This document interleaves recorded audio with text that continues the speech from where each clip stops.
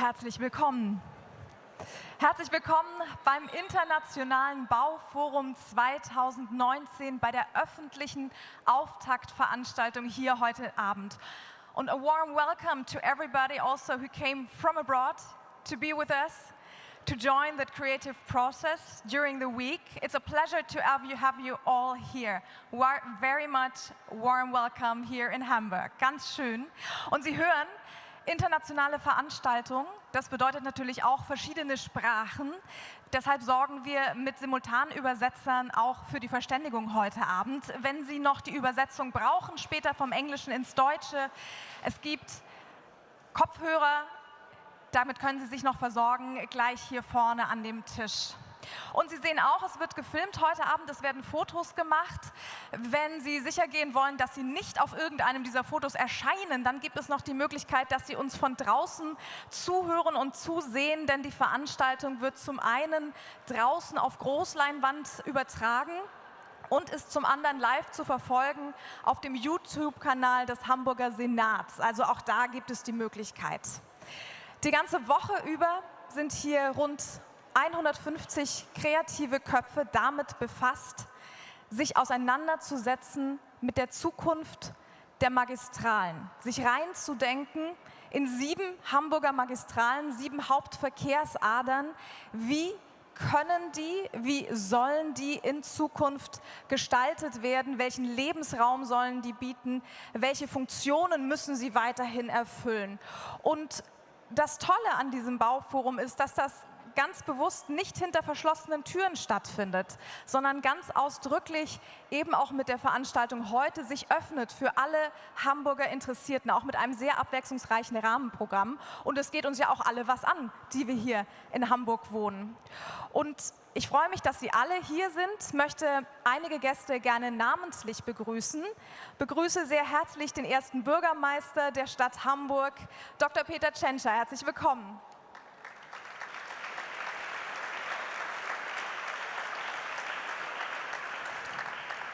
Herzlich willkommen, die Senatorin für Stadtentwicklung und Wohnen, Dr. Dorothee Stapelfeld. Schön, dass Sie hier sind.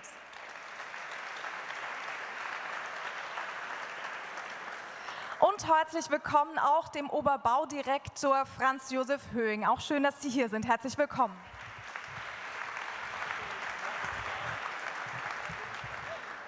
Herzlich willkommen natürlich auch allen Kolleginnen und Kollegen aus den Bezirken, alle Teammitglieder, die jetzt nach ihrem Arbeitstag dort hinter uns in den verschiedenen Kabinen hier uns heute Abend begleiten. Mein Name ist Jessica Schlage. Ich führe Sie heute durch den Abend, kann Ihnen Lust machen auf 2 sehr spannende Keynotes, die wir hören werden, als Anregung, als Ausblick, als Diskussionsgrundlage auch. Aus Boston bei uns der Stadtplaner und Stadtdesigner Jeff Speck und die italienische Stadtplanerin und Professorin für Stadttheorie und Städtebau Paola Vigano. A very warm welcome to the both of you as well.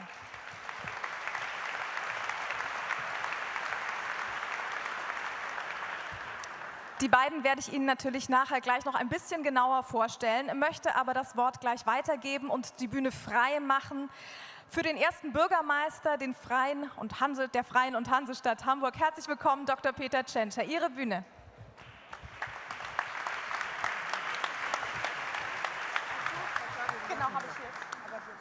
Sehr geehrter Herr Oberbaudirektor Höhing, sehr geehrte Frau Vigano, sehr geehrter Herr Speck, sehr geehrte Frau Schlage, sehr geehrte Damen und Herren, herzlich willkommen zum Internationalen Bauforum 2019. Die Bauforen sind ein besonderes Format. Sie bringen Fachleute und Kreative unterschiedlichster Herkunft und Erfahrungen zusammen, aus allen Bereichen der Gesellschaft und aus Städten in ganz Europa. Diese Vielfalt ist eine Stärke und eine große Chance für neue Impulse für die Stadtentwicklung in Hamburg. Viele wegweisende Entwicklungen unserer Stadt wurden in den letzten Jahrzehnten durch Bauforen begleitet. Das erste Forum beschäftigte sich 1984 mit dem Wohnungsbau und unter anderem der Frage, wie das Wohnen in Hamburg dauerhaft bezahlbar bleiben kann. Zu diesem Zeitpunkt war Hamburg für mehr als 20 Jahre um insgesamt eine 250.000 Einwohner geschrumpft. Und Der ehemalige Oberbaudirektor und Gründer der Bauforen Egbert Kossak sagte damals, Zitat, wenn es uns nicht gelingt, durch die Neubauten ein höheres Niveau und ein breiteres Angebot an Wohnungen zu schaffen, werden noch mehr Bürger in das Umland abwandern. Diese Sorge haben wir heute nicht mehr. Spätere Bauforen gaben Anstöße, wie die Stadt ans Elbufer heranrücken kann. 1985 beschäftigte sich das Bauforum mit der Neugestaltung des nördlichen Elbufers. 1989 entstanden die ersten Entwürfe für die zukünftige Hafencity. Beim Bauforum 2003 wurde der Sprung über die Elbe geplant und die Entwicklung von Wilhelmsburg zu einem der modernsten Stadtteile Hamburgs. Die insgesamt 6 zurückliegenden Bauforen haben unsere Stadt vorangebracht. Sie waren Ideenwerkstätten, um besondere Orte mit innovativen Konzepten weiterzuentwickeln. Damit haben sich die Teilnehmer der Bauforen um Hamburg sehr verdient gemacht. Aus der schlafenden Schönen, wie Helmut Schmidt seine Heimatstadt einmal nannte, ist eine aufgeweckte und innovative Metropole geworden. Hamburg ist eine Zukunftsstadt, in der wir Antworten auf die Herausforderungen des 21. Jahrhunderts geben wollen. Wir gehen voran mit einem der größten Wohnungsbauprogramme Deutschlands, als Hauptstadt der Elektromobilität und Testfeld intelligenter Transportsysteme, als Schrittmacher der Energiewende und des Klimaschutzes, als digitale Stadt, die die Chancen des technologischen Fortschritts nutzt. Diese Orientierung auf die Zukunft ist aber noch nicht überall in der Stadt sichtbar. Die großen Lebensadern zwischen dem Zentrum und den äußeren Stadtteilen, die der Oberbaudirektor Fritz Schumacher schon vor 100 Jahren beschrieben hat, wirken noch wie aus der Zeit gefallen. Sie erinnern an die ausschließlich auf das Auto gerichtete Sicht der Nachkriegsjahrzehnte. Das soll nicht so bleiben. Die Magistralen bieten viele Möglichkeiten, neue Räume zu erschließen und sie lebenswerter zu gestalten. Deshalb haben wir sie für das 7. internationale Bauforum in den Mittelpunkt gestellt, unsere großen Magistralen der Stadt. Leistungsfähige öffentliche Schnellbahn- und Bussysteme, neue komfortable Radwege, Shuttle- und Sharing-Systeme führen zu einer Entlastung der Magistralen. Emissionsarme Fahrzeuge werden die Magistralen in Zukunft leiser und sauberer machen und die Lebensqualität für die Anwohner verbessern. Auch große Stadtentwicklungsprojekte wie die Science City Bahrenfeld, das neue Quartier Oberbillwerder oder die 3 Hamburger Deckel entlang bzw. auf der A7 ermöglichen neue Akzente. Meine sehr geehrten Damen und Herren, Hamburg befindet sich in einem dynamischen Wandel. Wir wollen dabei unsere Magistralen als historisch gewachsene Strukturen erhalten, sie aber aufwerten und besser für die Stadtentwicklung nutzen. Hierfür brauchen wir Kreativität und neue Konzepte. Ihre Kreativität und neue Konzepte, die den Anforderungen der Zukunft gerecht werden. Ich bedanke mich sehr herzlich bei allen, die ihre Ideen und Kritik einbringen, um Hamburg voranzubringen. Und bei allen, die dieses 7. internationale Bauforum vorbereitet und möglich gemacht haben. Ich wünsche Ihnen ein erfolgreiches internationales Bauforum 2019 und für heute einen interessanten Abend mit den beiden Keynotes von Jeff Speck und Paola Vigano. Vielen Dank.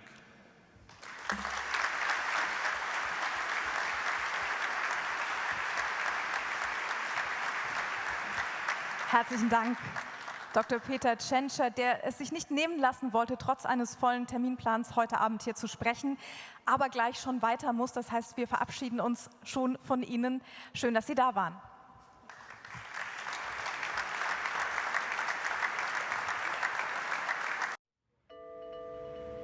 Dieses Bauforum ist ein besonderes. Herr Tschentscher hat das gerade angesprochen. Wir sprechen in diesem Fall nicht so über eine klar abgegrenzte, kompakte Fläche wie damals bei der Hafencity oder bei der Integration der Stadtteile südlich der Elbe. Es geht eigentlich um ein ganzes Netz an Orten. Die Magistralen 7 Magistralen, die sich zum Teil von den ganz äußersten Rändern der Stadt bis in die Innenstadt ziehen. Die kürzeste 8 Kilometer lang, die längste auf 20 Kilometern. Das gibt so einen Eindruck, über was für ein Gebiet wir hier uns eigentlich unterhalten. Und es geht ja auch nicht nur um den Verkehr, der da durchfließt, sondern auch um die Räume drumherum. Und diese Hauptverkehrsadern, die sind so ein bisschen was wie Lebensadern für die Stadt. Lifelines, könnte man sagen. Eindrücke, Gedanken und auch Fragen zu den Magistralen, die haben wir hier einmal zur Einstimmung für Sie im Film zusammengefasst.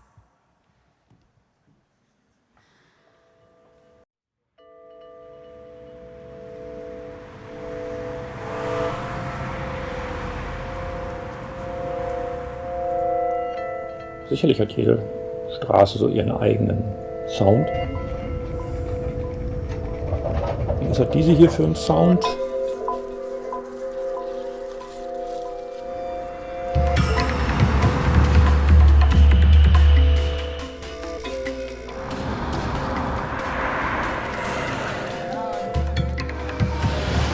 Kann man denn Straßen schöner gestalten, ist hier die Frage.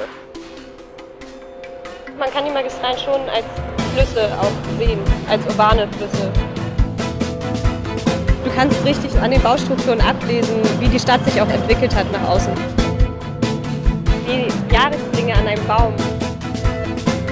Es ist ein unendliches Kaleidoskop von Möglichkeiten, diese Straße. Ich glaube, das ist das Grundgesetz einer Stadt. Alle, die da fahren, haben es eilig. Ja, ich sehe das ja nur kurz, so schnell wie die sind. Aber letztens ist es mir tatsächlich passiert, dass mir ein Smart auf dem Fußweg entgegengekommen ist. Man hat echt Kino hier.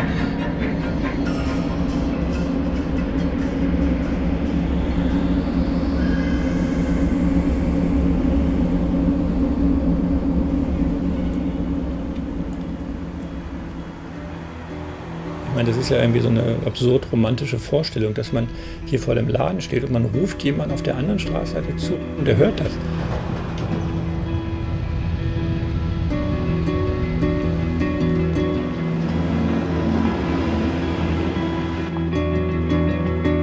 Man muss den Leuten Orte geben, die sie sich selbst aneignen können.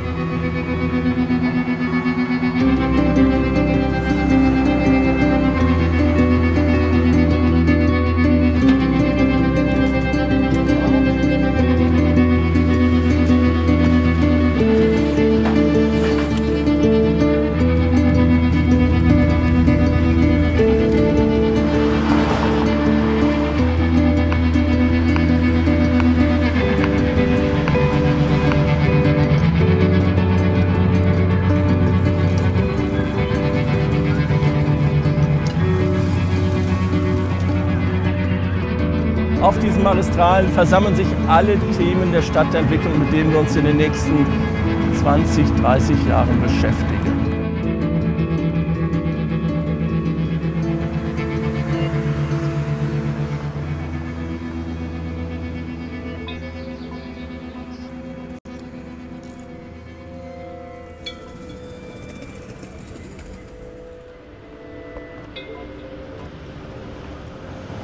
Mi na przykład się tu nie podoba.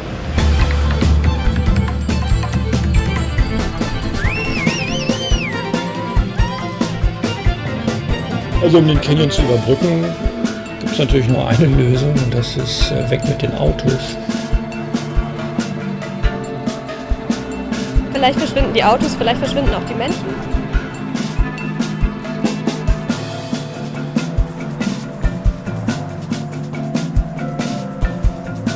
Insofern gibt es kein Drehbuch für diese Räume. Und daran irgendwie zu schreiben, diesen magistralen Rollen zuzuweisen, Hauptdarsteller, Nebendarsteller, das fände ich schön.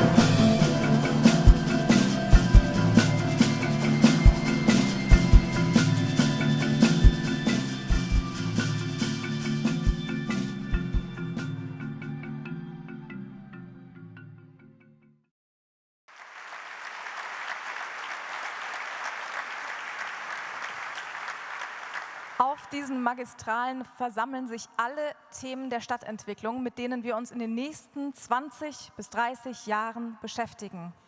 Der Satz ist gerade gefallen im Film. Und das zeigt ganz gut, wie langfristig diese Perspektive ist, mit der wir uns hier beschäftigen. Und dass es nicht nur darum geht, zu schauen, was sind jetzt heute die Probleme und Herausforderungen, sondern gleichzeitig auch vorwegzunehmen, wie verändert sich die Stadt, wie verändern sich die Bedürfnisse ihrer Bewohner. Und ein Thema aber, das unabhängig davon immer Stadtplanung mit beschäftigt, ist natürlich die Frage, wie schafft man lebenswerte Stadträume? Und ein Aspekt an Lebensqualität, mit dem sich der US-amerikanische Stadtplaner und Stadtdesigner Jeff Speck sehr auseinandersetzt, ist die Frage der Walkability. Das ist jetzt so ein Wort, da gibt es gar nicht so eine richtig schöne deutsche Übersetzung, aber es beschreibt die Eigenschaft einer Stadt, dass man in ihr gut zu Fuß unterwegs sein kann, sich dort gut zu Fuß fortbewegt. Darüber hat er 2 extrem erfolgreiche Bücher geschrieben. Walkable City, das war zwischen 2013 und 2016 das meistverkaufte Städtebaubuch überhaupt und recht frisch Ende letzten Jahres erschienen der Nachfolger Walkable City Rules, 101 Steps to Making Better Places. Warum Jeff Speck die Walkability für so elementar hält, was sich daraus für moderne Stadtplanung ableiten lässt und vor allen Dingen natürlich für uns auch interessant, was lässt sich daraus für die Hamburger Magistralen wiederum erkennen. Da dürfen wir jetzt sehr drauf gespannt sein. Seine TED-Talks und YouTube-Videos werden millionenfach geklickt. Wir sind sehr froh, dass er heute von Angesicht zu Angesicht persönlich hier ist. Herzlich willkommen aus Boston. Very much welcome here on stage, Jeff Speck. Thank you.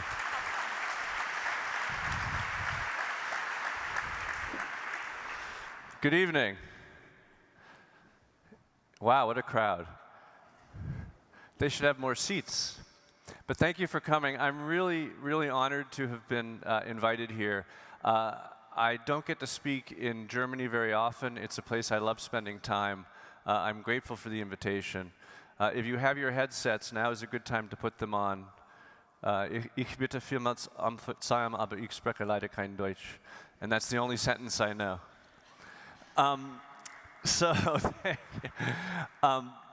And I like to talk really fast. I'll try not to talk too fast, but I'm sure your English is much better than my German.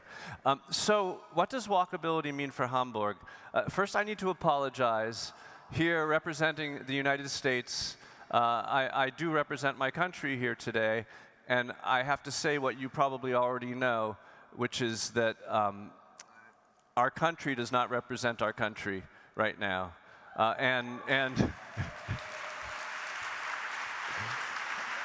It's with some comfort that I'm able to make a trip to what is now the center of the free world. And for that, I thank you for your role, for keeping it together, because we are not keeping it together, and we need you to keep it together. But I'm also still sorry, and this is the theme of our show. This is not my car. I don't own a car. I don't own this car. I do own a car. But I'm here to talk to you about walkability, and I come from the country that more than any other, even more than Germany, with your incredible Porsches and Audis and Volkswagens and Mercedes and all of your great cars, we've done more than anyone to spread the dependence, reliance, and every sort of association on the automobile, which is the decision, the kind of cultural decision that we made and that you shared, that I'll be talking about most tonight. And that fact leads me to the other question, which is, who am I to tell you about making better cities? Because in fact, your cities are better than our cities. From the qualities that we use to assess cities and determine their value, which has to do with how healthy they are, how they treat the environment, how they function economically, and many other categories, your cities actually do a lot better than ours. So who am I coming here to tell you about making better cities? I think the first thing I could say is that they tell us that you learn the most from failure, right? That's how you learn the most, is when you fail. So in America, we have a lot of learning that we've done. Secondly, though, in America, which is so car dependent, there have been some wonderful good stories, right? Individual places, and I'll show some of them tonight, where we are making a change and embracing a different quality of life. And so it's like they say in New York, if you can do it there, if you can make it there, you can make it anywhere. If you can do more walkable, more bikeable, less auto-driven city planning in the US, then you can certainly do it here. And of course, you've been doing it here for longer than we have. So I like to talk, as it was said, I like to talk about the walkable city. My book that was kind of my best-selling book was called Walkable City. And I like to give talks about why we need to make our cities more walkable, and also how we can make our cities more walkable. And I'm going to give you both of those talks very quickly tonight.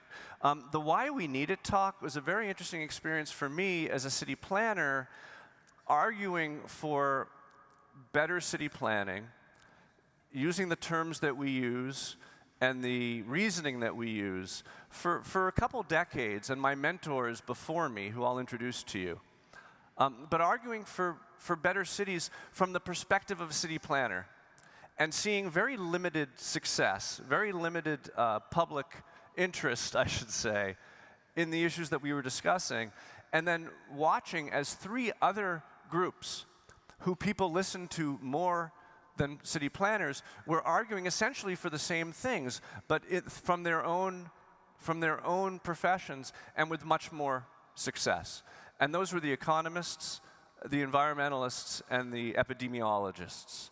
And so I like to share with audiences the three principal arguments, the stronger arguments for making our cities more walkable that come from those three fields. The economic argument is an interesting one. In the US, between 1970, I should say in 1970 and thereabouts, we would spend about 10% of our income on transportation. So 10 cents out of every dollar was spent on getting around. Between 1970 and 2010, we basically doubled the number of roads, the length of roadway in our country. And what that accomplished for us is in 2010, we spent 20% of our income on transportation while moving no faster.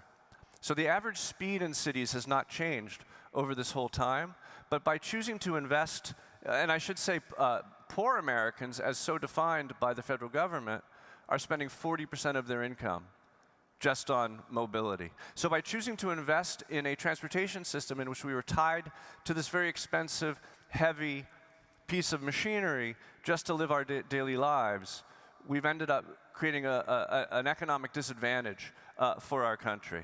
So this is an interesting chart, and it's in dollars, and it deals with the American situation. It applies a little less so here, but it still applies. And it has to do with what society is paying to support your choice of mobility. Now, of course, when society pays, that means ultimately we're all paying. We're paying indirectly through our taxation and through hidden costs in the goods and services that we buy. But if you zoom in, we see that if walking costs you $1, that costs society perhaps a penny. Now, I don't know how you spend $1 on walking. It might be your shoes or something like that. But it's very inexpensive for society. If biking costs you $1, then the cost of bike facilities is 8 cents. Yes, we subsidize public transportation. We always have.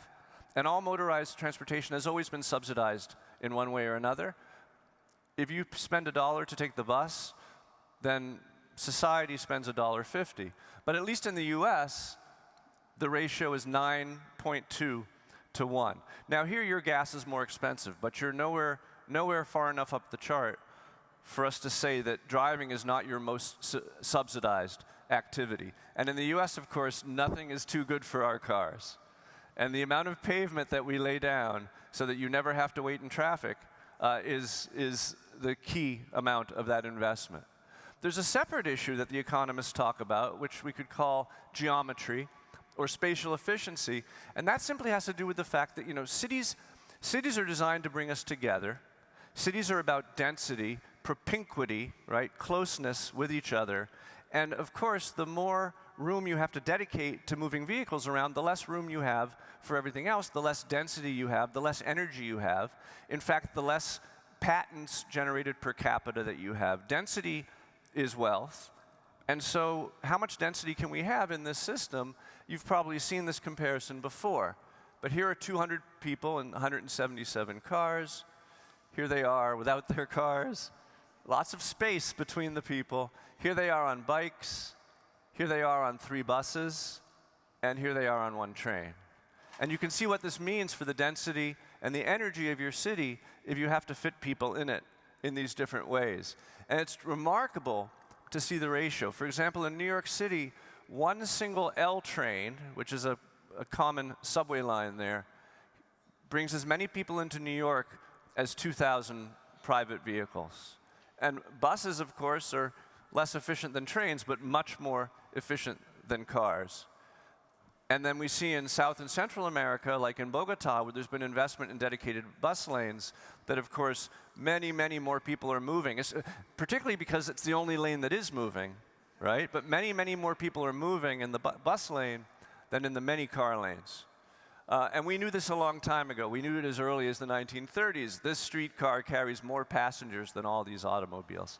But the amazing story of crippling reduction in mobility was the Brooklyn Bridge. The Brooklyn Bridge in 1947 was carrying 400,000 people into New York City every day. And the decision was made to modernize it. So how did they modernize it? They got rid of the trains. It was trains and cars. They got rid of the trains and made it all cars. And when they made it all cars in 1948, it began carrying 170,000 people per day. So that was a way to make New York City more modern and less efficient. So that's a small part of a larger economic argument. The climate change argument is one that's become very powerful. For a while, most climatologists, well, I should say, most environmentalists, at least in the US, were very anti-city. That has changed. When I built my home office in Washington, D.C., I did my best, like any good architect, I did my best to clear the shelves of the sustainability store. So the house has the solar electric system, the solar hot water heater, the German wood-burning stove. Supposedly, a log burning in this stove generates less carbon than if I left it alone in the woods to decompose. That's what the catalog said.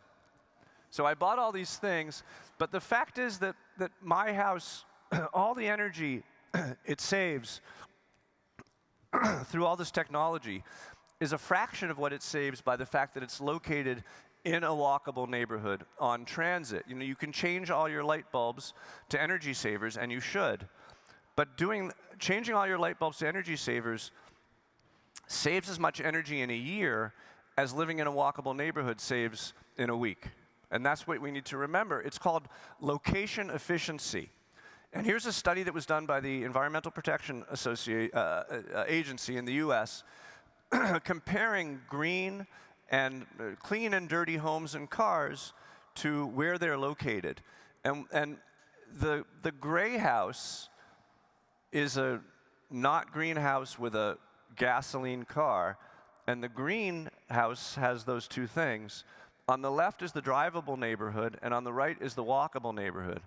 And what you see is the non-green house with the gasoline car is actually contributing less carbon to the atmosphere than the LEED gold house with the Prius, if it's in a non-walkable place. It's called location efficiency. It's super important, and it's why the environmentalists actually changed their tune in the United States.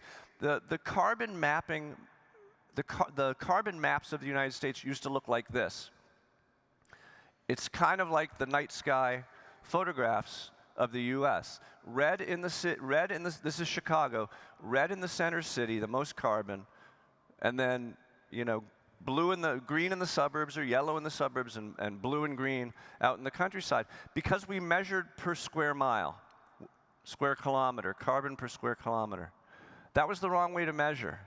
The right way to measure carbon is per household, because we can choose to live where we have a lighter or a heavier carbon footprint. When you measure carbon per household, the map's completely reverse. And if you live in the center city, you have a much, much lighter footprint than if you live outside of the city. That's a small part of a larger environmental conversation. Finally, we have quite an obesity epidemic in the United States. We have the first generation of Americans who are expected to live shorter lives than their parents. Fully 1/3 of American children born after 2000 are expected to become diabetic. This is a book that came out in 2007 called Urban Sprawl and Public Health. 3 epidemiologists who were telling us the reason why we have the first generation of Americans expected to live shorter lives than their parents is because we have designed out of existence, thank you for the water, we've designed out of existence the useful walk. We no longer have useful walks in our communities. Lots of diseases, of course, associated with being overweight. And this is the landscape that we've created. And I got this slide from an epidemiologist. And he said, Jeff, the reason why we're so unhealthy is it's normal to drive, to park, to take the escalator to the gym, to get on the treadmill, to walk. And walking no longer serves any purpose in our communities. So that's an important discussion. And then you can compare. Our countries are opposite. So the United States has 32% obesity and 5% walkability. And Germany has 5% obesity and 32% walkability. So first of all, congratulations. Second of all, our model is not then the model you wish to emulate. And then there's car crashes. And we take car crashes for granted, like they're just a natural part of living. But in fact, your death rate from car crashes here is 1/3 of our death rate in the US. If you look at different countries, you can see on the left is per 100,000 population. On the right is per miles traveled, and that's kind of less important because if your landscape makes you drive more, then that's a significant thing to know about. So if you look at the chart on the left, you're doing rather well, right? You're down with the other European countries. We're pretty much the worst, as we tend to be.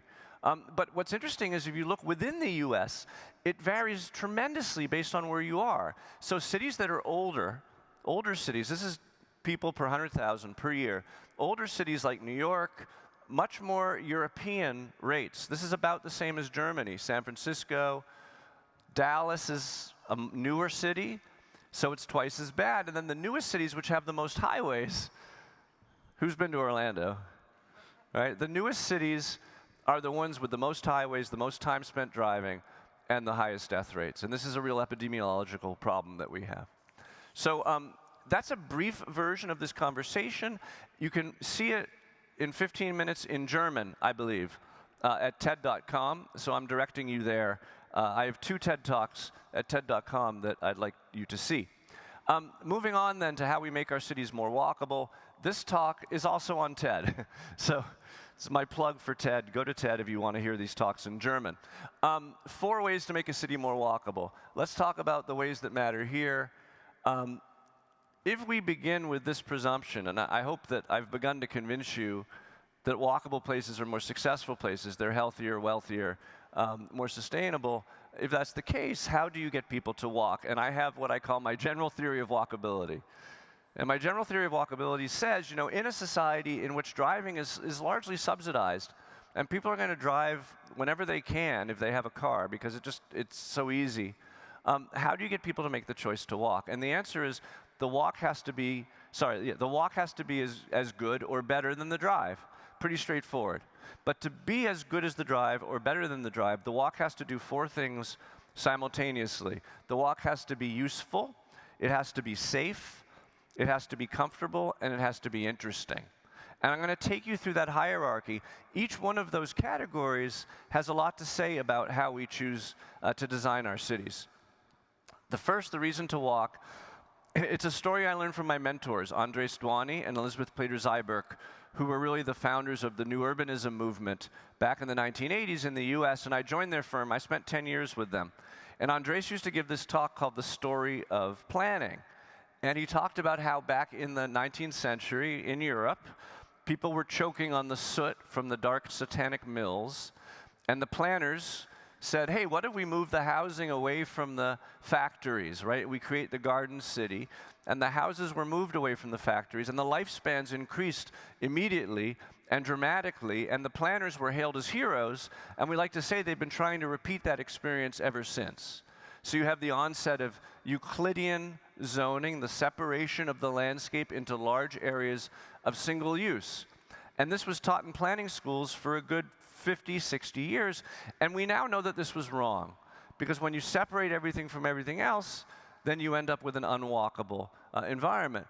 Unfortunately, most places when I go, at least in the US, when I go to make a plan, there's already a plan in place that looks just like this. So we have a ton of old single-use zoning to erase. Now, I was an art history major in school, which at least in the US they say you shouldn't be an art history major. It's not a very lucrative thing to study. But I can tell you, you don't want a Rothko, you want a Seurat. Right? Rothko is the guy that painted the blobs. Seurat was the pointillist. And if you're doing a planning zoning map, what you want is a very fine-grained zoning. In fact, this is not a zoning law map. This is a map of existing uses in our most walkable place, which is Manhattan. And you can see that it's all very pointillist. And this red color you see towards the center is use that's mixed vertically. The most walkable places have the finest grain of use, which brings me to the fundamental new urbanist argument, which is to understand that there's only two tested ways to make communities throughout the world. There's 1,000 ways to make a town, but there's only two technologies that we've tested by the thousands. One is the traditional neighborhood, and the other is suburban sprawl. These are the two models, and they're opposite. Traditional neighborhood is defined by being diverse, compact, and walkable. It's diverse because there are places to live, places to work, places to shop, places to recreate, schools. It's compact. It's almost always about a 5-minute walk from edge to center. And then it's walkable because there's lots of streets, so no one street needs to be very large. Now, in contrast, suburban sprawl, the name tells you it's not compact. It's not diverse. You know, a whole square mile might hold the same use, or perhaps the same house, over and over again. And then look at these streets. Most of them are loops and cul-de-sacs. This is the American model that's being exported all over the world. I hope not here, but in Saudi Arabia, in Africa, in Asia, it's the model that's being exported, mostly by American firms. These loops and cul-de-sacs, dead ends and loops, mean that very few streets are actually going anywhere. And so those are the streets, like your arterials, that need to, Magistralen, that need to handle all the traffic. And if you isolate your traffic on very few streets, for example, the Magistralen, then those streets need to handle the whole traffic of the entire city, and that's too much of a burden to place on very few streets. So the streets become wide. They're designed only around moving as many cars as quickly as possible. Notice the buildings have all turned their backs to them. There's not a single address on that street, and they're noxious. We call them traffic sewers, because you don't want to walk near them, bike near them. So it's fun to break sprawl down into its constituent parts, the places where you only live, where you only work, where you only shop. Giant schools where the parking lot is larger than the building. And then sports facilities. Weston in South Florida is very proud of its 8 football fields and 8 baseball diamonds and 8 tennis courts. But a child who lives in that house across the canal actually has to be driven 1.5 miles to get to the sports field. I don't have a pointer, but maybe you can trace the path that takes the full length of this image to make it to the game. When you design your community around the presumption of universal automotive use, you make decisions like this. They seem normal and natural, and they make sense. But the mistake is to begin with that presumption. And if you disconnect everything from everything else and reconnect it only with automotive infrastructure, then your highway system becomes a commuting system, becomes a lifeline that it need not be. So I always tell people it's a 2-part deal that you make in America. For many, this is the American dream, but the dream comes with the nightmare.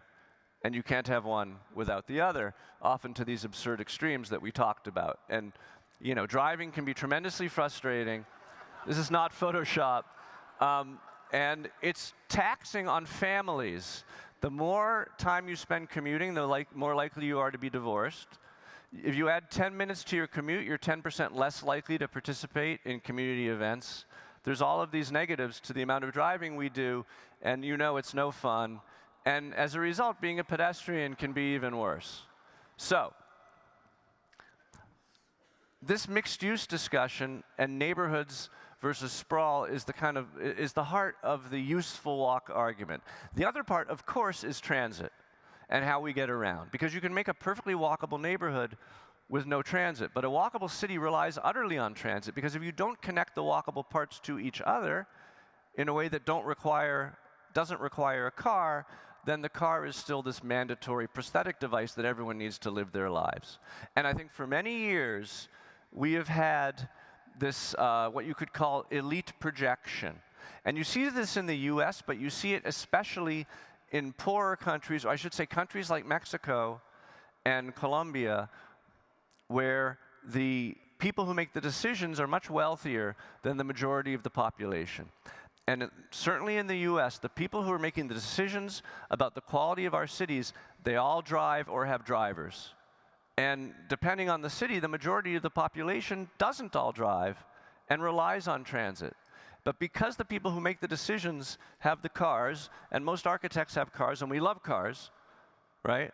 We make the decision around the car. But of course, this slide from Copenhagen Eyes, who's going to be represented here later this week, shows the real balance that makes for a city that's much more equitable, particularly for the third of us who don't drive.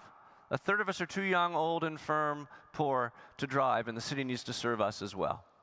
So that's the first category, the reason to walk. The second category is the safe walk, which has mostly to do, and I apologize for the miles per hour, you can translate, but I apologize,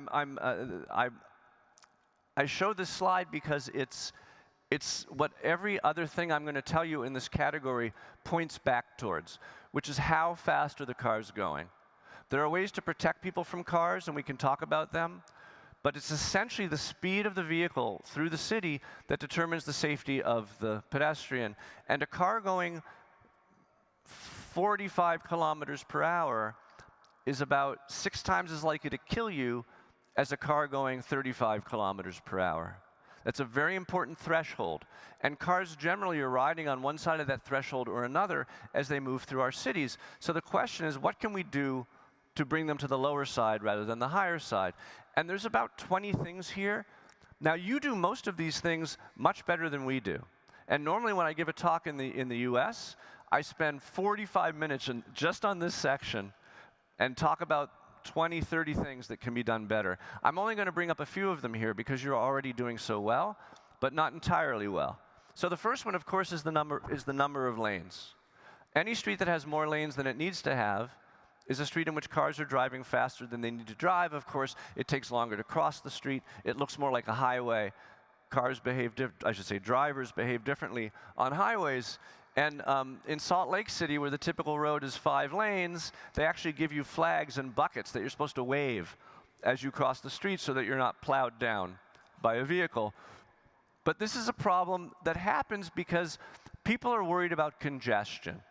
And we size the roads, the engineers size the roads out of fear of congestion. And if you look at the Magistralen, many of which have many lanes, they're sized that way because of the number of cars that they're expected to handle. Now this points, and here's a good example. This looks like an American, with the big box retail and the multi-lane street, this could easily be in Arizona, right? So why do we size our lanes so wide? This is ideal traffic theory. If a street is congested, if the number of cars in yellow is more than the capacity in purple, then you enlarge the street to absorb that capacity. It makes perfect sense. More lanes can handle more traffic. The problem is there's something called induced demand.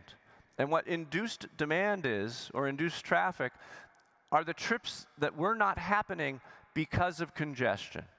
And the operative phrase is that in congested systems, the principal constraint to driving is congestion.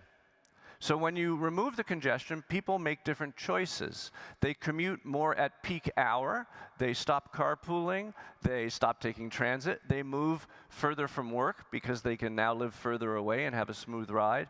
The problem is that it never lasts. This is Newsweek magazine. says today's engineers acknowledge that building new roads usually makes traffic worse. And I read this and I jumped for joy to think that it had entered the public discourse. But in fact, I work with engineers every day who don't seem to understand this. Now, I should interrupt myself and show proper respect. Everything I'm telling you about engineering, I learned from engineers. So there's a lot of good ones out there. There's a lot of great engineers. But most municipal engineers who I work with will tell us we need to widen the street because the traffic is coming. And of course, the street is widened and the traffic comes, and they say, see, you needed to do that. Here's the study. It was presented at the Paris School of Economics, the fundamental law of highway congestion. Very straightforward. Actually, I don't know what this means. But I know what the data says, which is that any new lane that you add to a highway or a busy urban street immediately is 40% taken up by new capacity, and in 4 years it's 100% taken up by new capacity.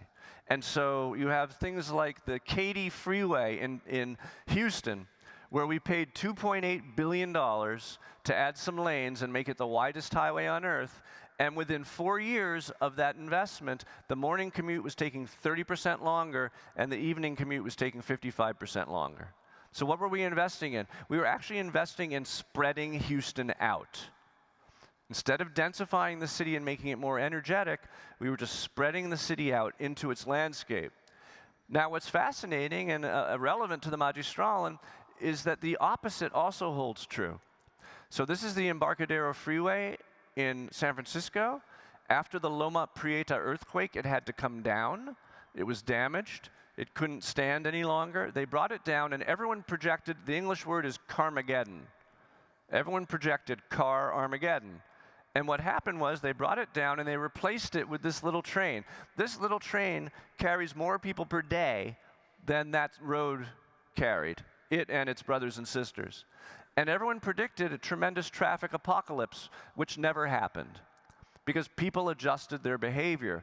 In time after time, in San Francisco, in New York, in Korea, when they tear down highways, there is not a problem with traffic, as long as you invest in public transportation at the same time.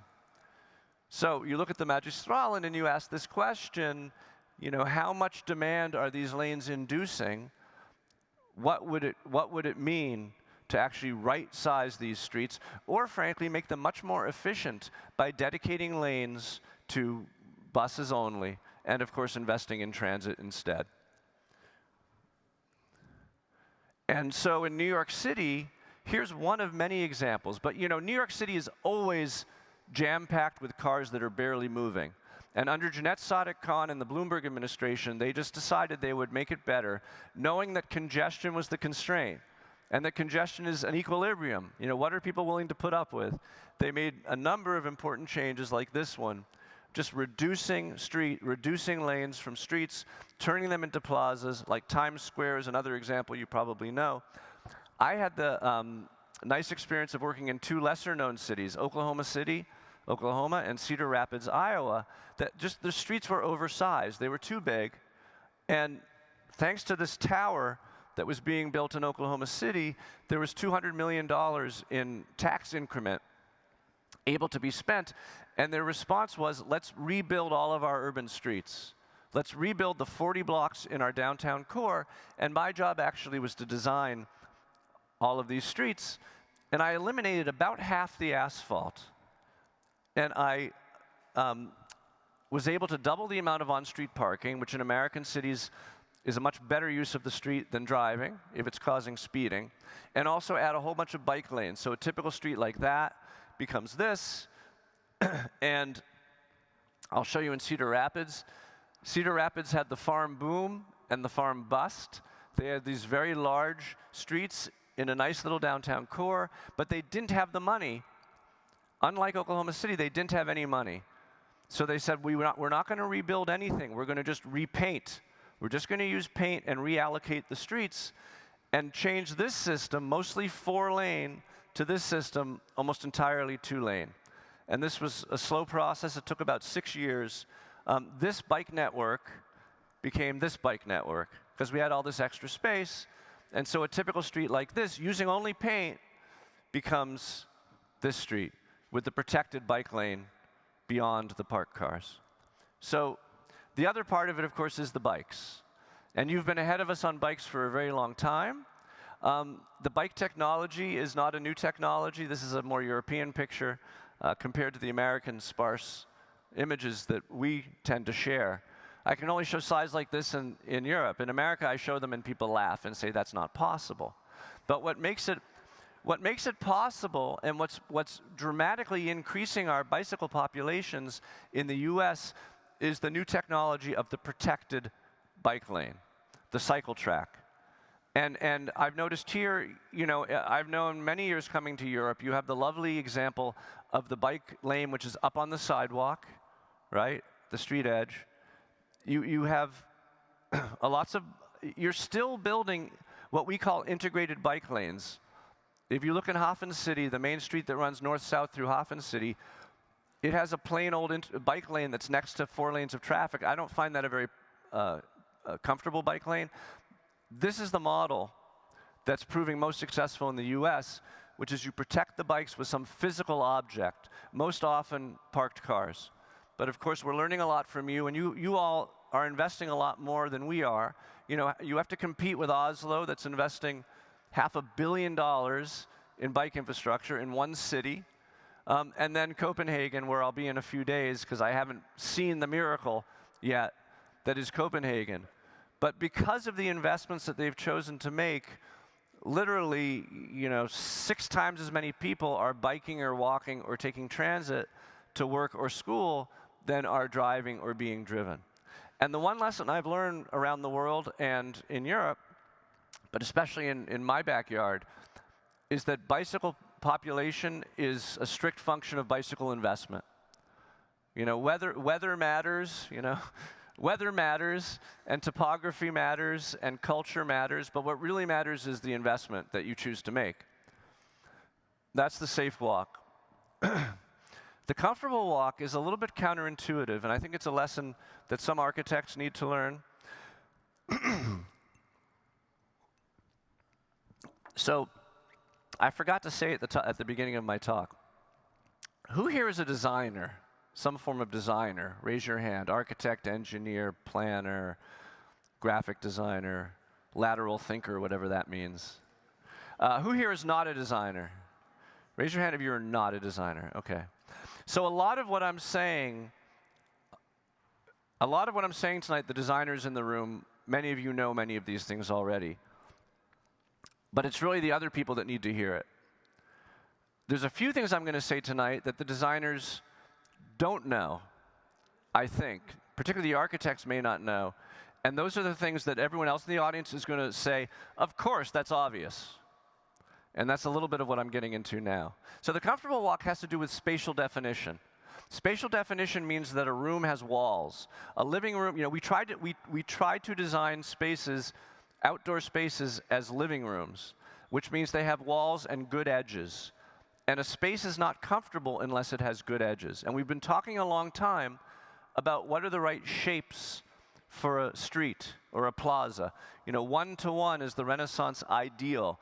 3-to-1 is great. Beyond 6-to-1, beyond 1-to-6, you no longer feel enclosed. You no longer feel that you're in a space, and so you're not in a place that you want to be. So here's 2-to-1, absolutely lovely.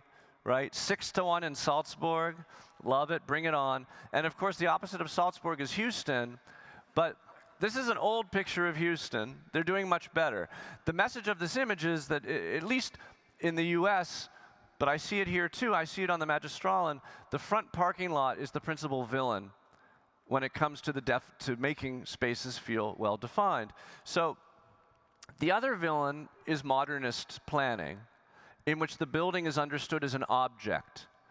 The job of buildings is to shape spaces which are objects. The building is not the ends. The building is the means to shaping spaces that have good shapes. If you think about the building as a sculpture, then you end up with a space that is residual and not comfortable. In traditional urbanism, whatever the architecture, in traditional urbanism, buildings' main role is to shape spaces, and they take odd shapes in order to make the spaces comfortable. So when we make new places, and here's one in America where they love traditional architecture, we make spaces with good, firm walls. Finally, the interesting walk. You know, we humans are among the social primates. Nothing interests us more than other humans. We want signs of humanity. So we talked about one-to-one being the Renaissance ideal. This is a one-to-one street in Grand Rapids in Michigan. Grand Rapids is a very walkable city. No one wants to walk on this street because when one side of the street is an exposed parking deck and the other side is a hotel that was apparently designed in admiration for that parking deck, it's too boring, right? It's boring. And we've learned, thankfully you have so many fewer parking structures than we do, but we've learned, oh, and here's where you say blame the architects. But we've learned it only takes 20 feet of building to hide 200 feet of garage. That thin edge of habitation is what makes the garage disappear, or the solution of putting retail underneath. In this case, preserved storefronts in Miami Beach, and the garage is hiding behind. So that's very important. Also important are the dead zones, right? The spaces between the walkable places that are important connectors and the blank walls that don't attract folks. And that's where art comes in. There's a lot of places that need a remedy, right? We need a remedial solution to a boring street. And that's where I like to see the public dollars invested. I believe this is an American example. I always show this in America, and then I say, here's the European example. I think it's Dutch. And people laugh, and I say, well, take good care of it, keep it neat and clean.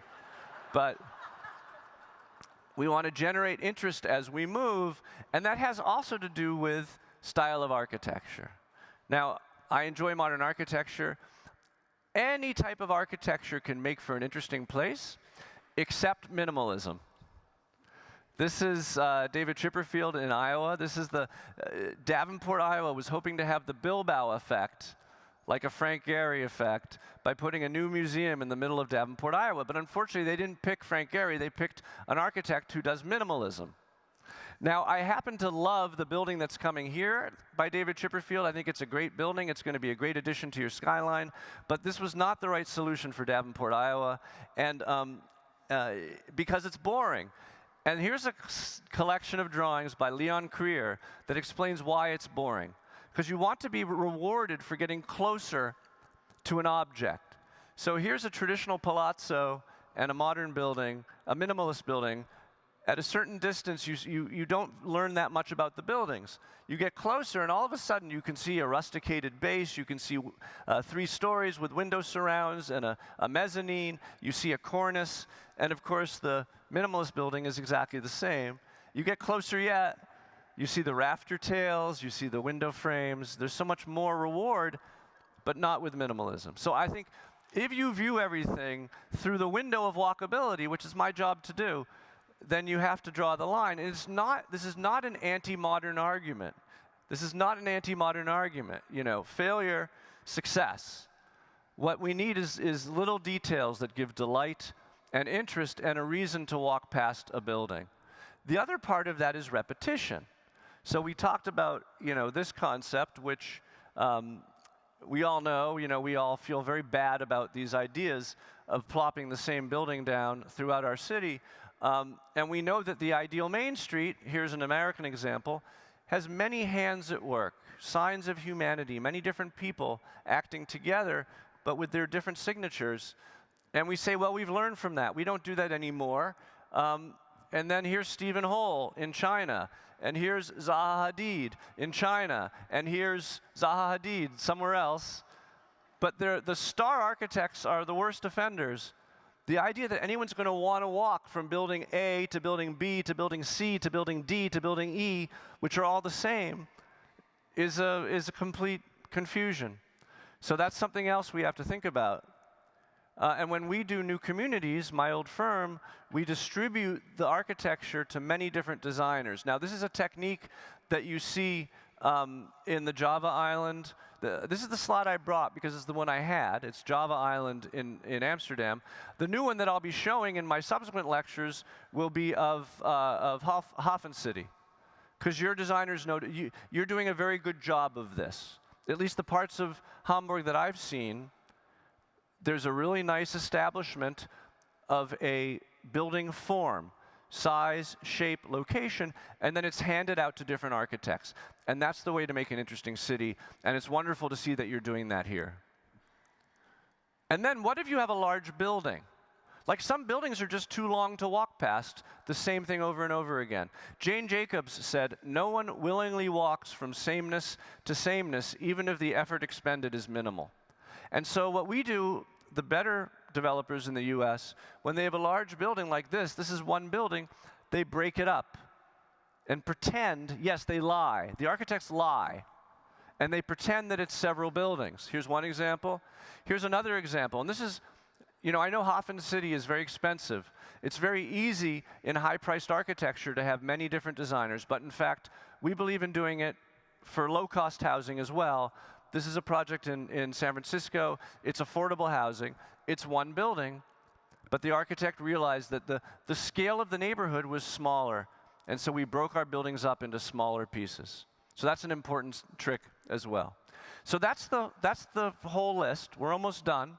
I know my time is probably up.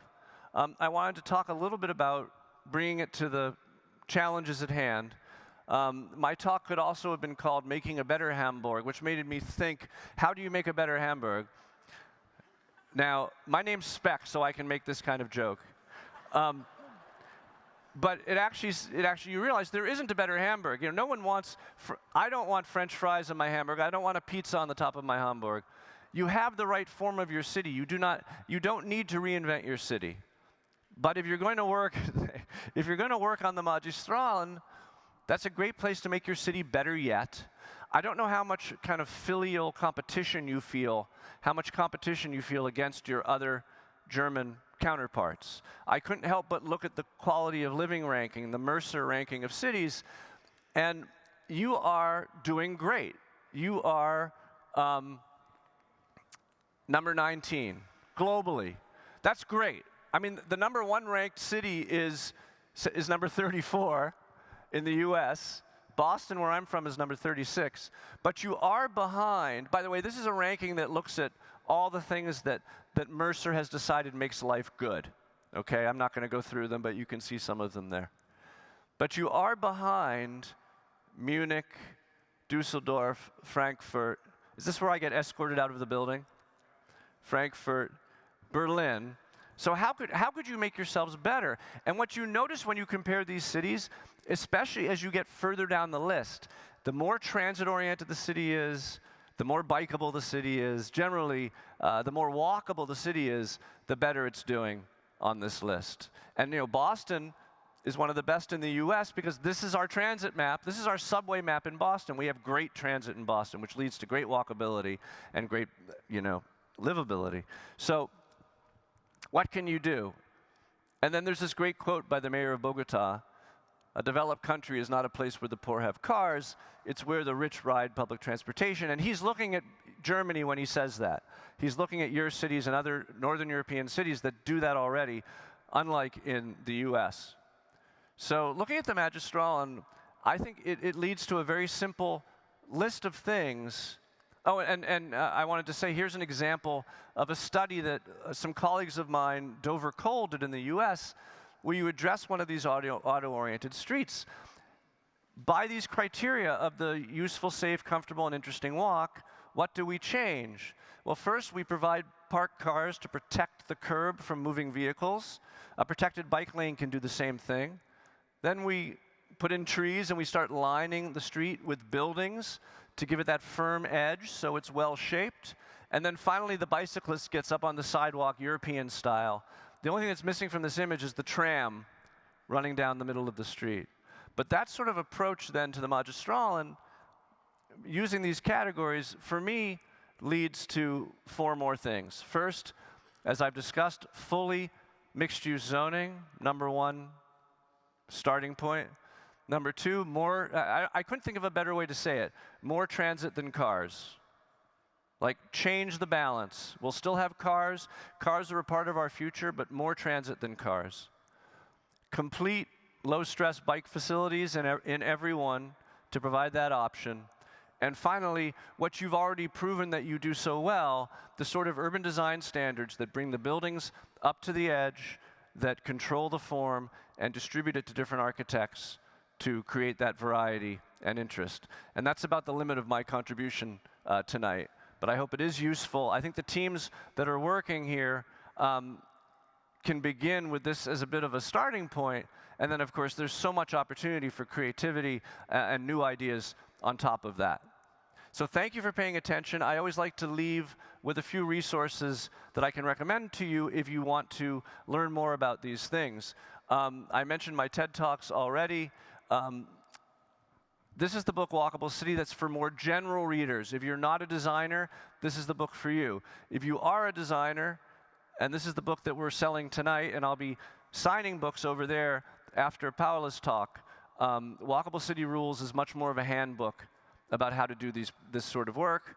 And then all of these resources are available just at my website, which is jeffspeck.com. So, you can email me through that as well. I welcome emails in English to that address. And so thank you so much for your attention, and I look forward to meeting more of you later in the evening.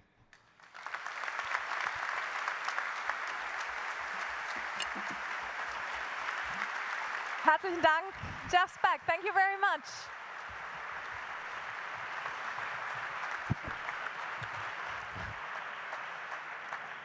Und Sie haben es gehört, er wird im Anschluss an die Veranstaltung noch am Büchertisch zugegen sein und signieren, wenn Sie das wünschen. Spannend, oder? Ja.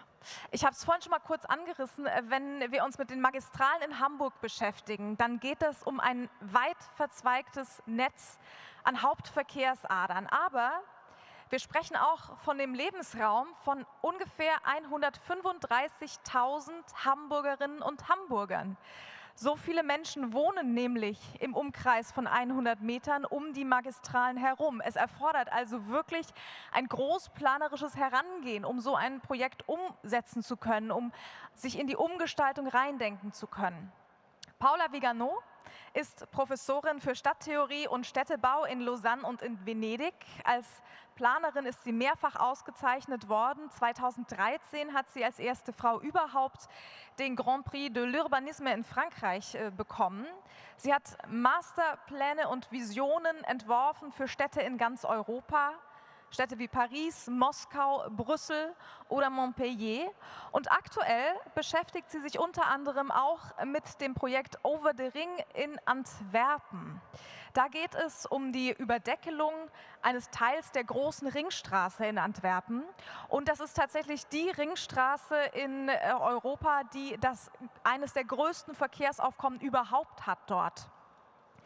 Und ich bin mir sicher, aus dieser Sicht, mit diesen Erfahrungen, die sie da auch gerade macht, bieten sich ganz viele relevante Punkte auch für Hamburg an, denn da hat sie ja wirklich auch mit strategischen Planungen im großen Maßstab zu tun. Sicherlich vieles im Blick, was auch für uns spannend sein kann.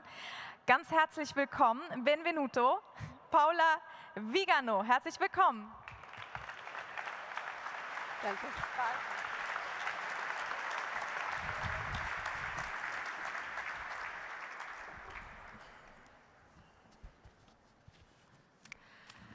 Good evening, and thanks a lot for this invitation.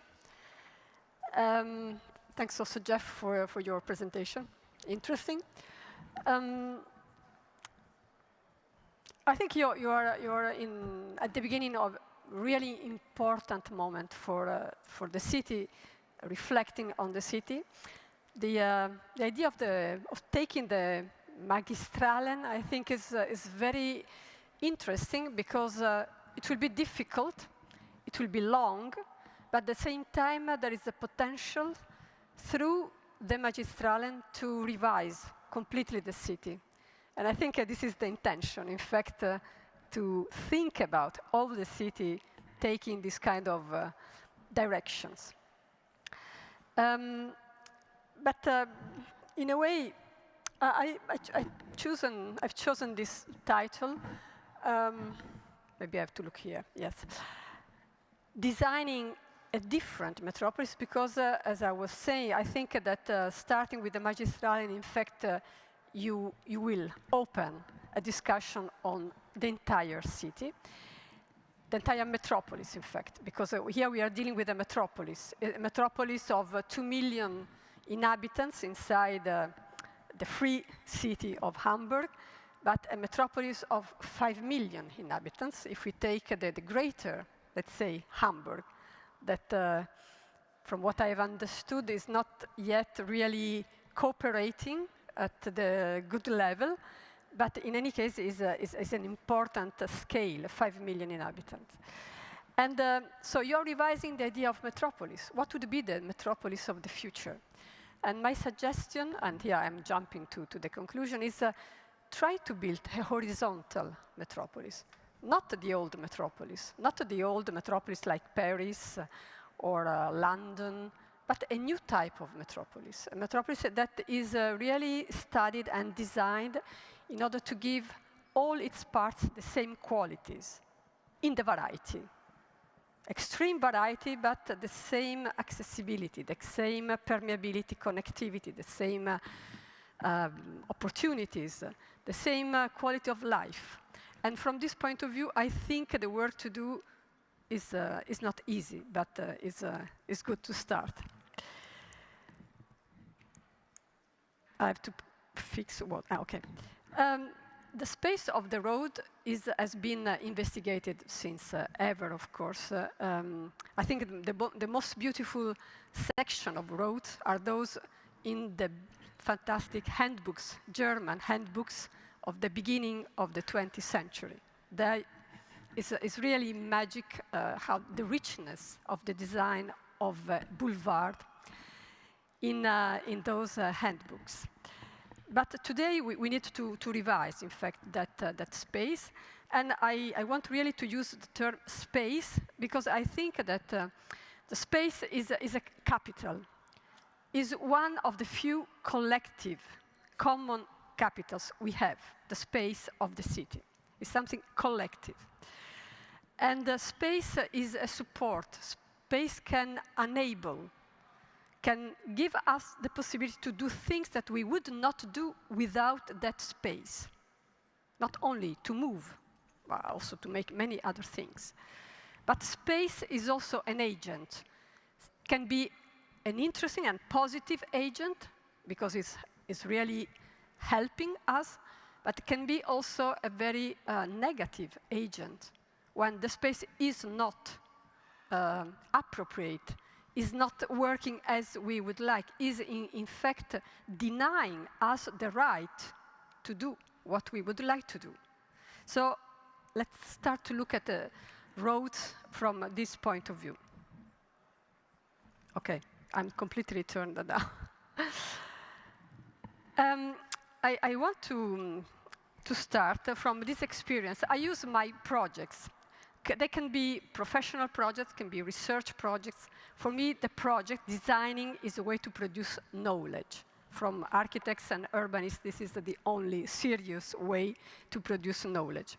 So I would start from a research project on the Venice metropolitan area, a research with this title, Water and Asphalt, that is reflecting on both infrastructures, which I think is a very good way to reflect on the Magistralen.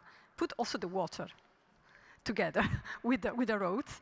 And it's particularly important in the case of the Venice metropolitan area, where water has designed the metropolitan area, not just the lagoon, or not just Venice, but really the inland of Venice is designed by the water, and the parallel design of water and roads. And more than 10 years ago, we launched this scenario, or this idea. Can the diffuse city, which is not the sprawl that you have described, Jeff, is something different? It has been called a sprawl, but in fact it's not. Can the diffuse city work without cars? Can we imagine a no-car scenarios, not only for the city center, but also for the outskirts, also for what is not high density, what is peripheral, and what is not at the center? And let's just a few words about this diffuse city that you see there. Is the richest part of Italy, the most productive from also the industrial point of view. There are cities, medium-sized cities inside it. There are a lot of universities, a lot of, let's say, cultural richness. And it has been structured by the water. So the red are the waters, or the lines of water, and by the roads that go together parallel very often with the water. Water is a drainage system, is irrigation system, is canals, rivers, so all types of water. And someone has said in the past, oh, this is really chaotic. But in fact, there is nothing chaotic in this city. If you can read the territorial design of this city, you understand that there is a logic that is very clear, that water and asphalt have guided the development of the diffuse city. But the idea is that this city cannot live without cars. So we made a scenario. It's a scenario, so it's, let's say, very hypothetical, but at the same time it was checked with transportation engineers, also calculating the cost of this change, imagining that this diffuse city could be used and lived in without the car. So imagining a strong investment in public transport, but also imagine to develop many other type of mobilities. So I will go quite quick here, but you work on different type of speeds, the high-speed train. You work on the secondary lines that have been closed in many cases. This has happened everywhere in Europe. Secondary train lines tend to be closed and sometimes also destroyed because there is not enough passengers, etc.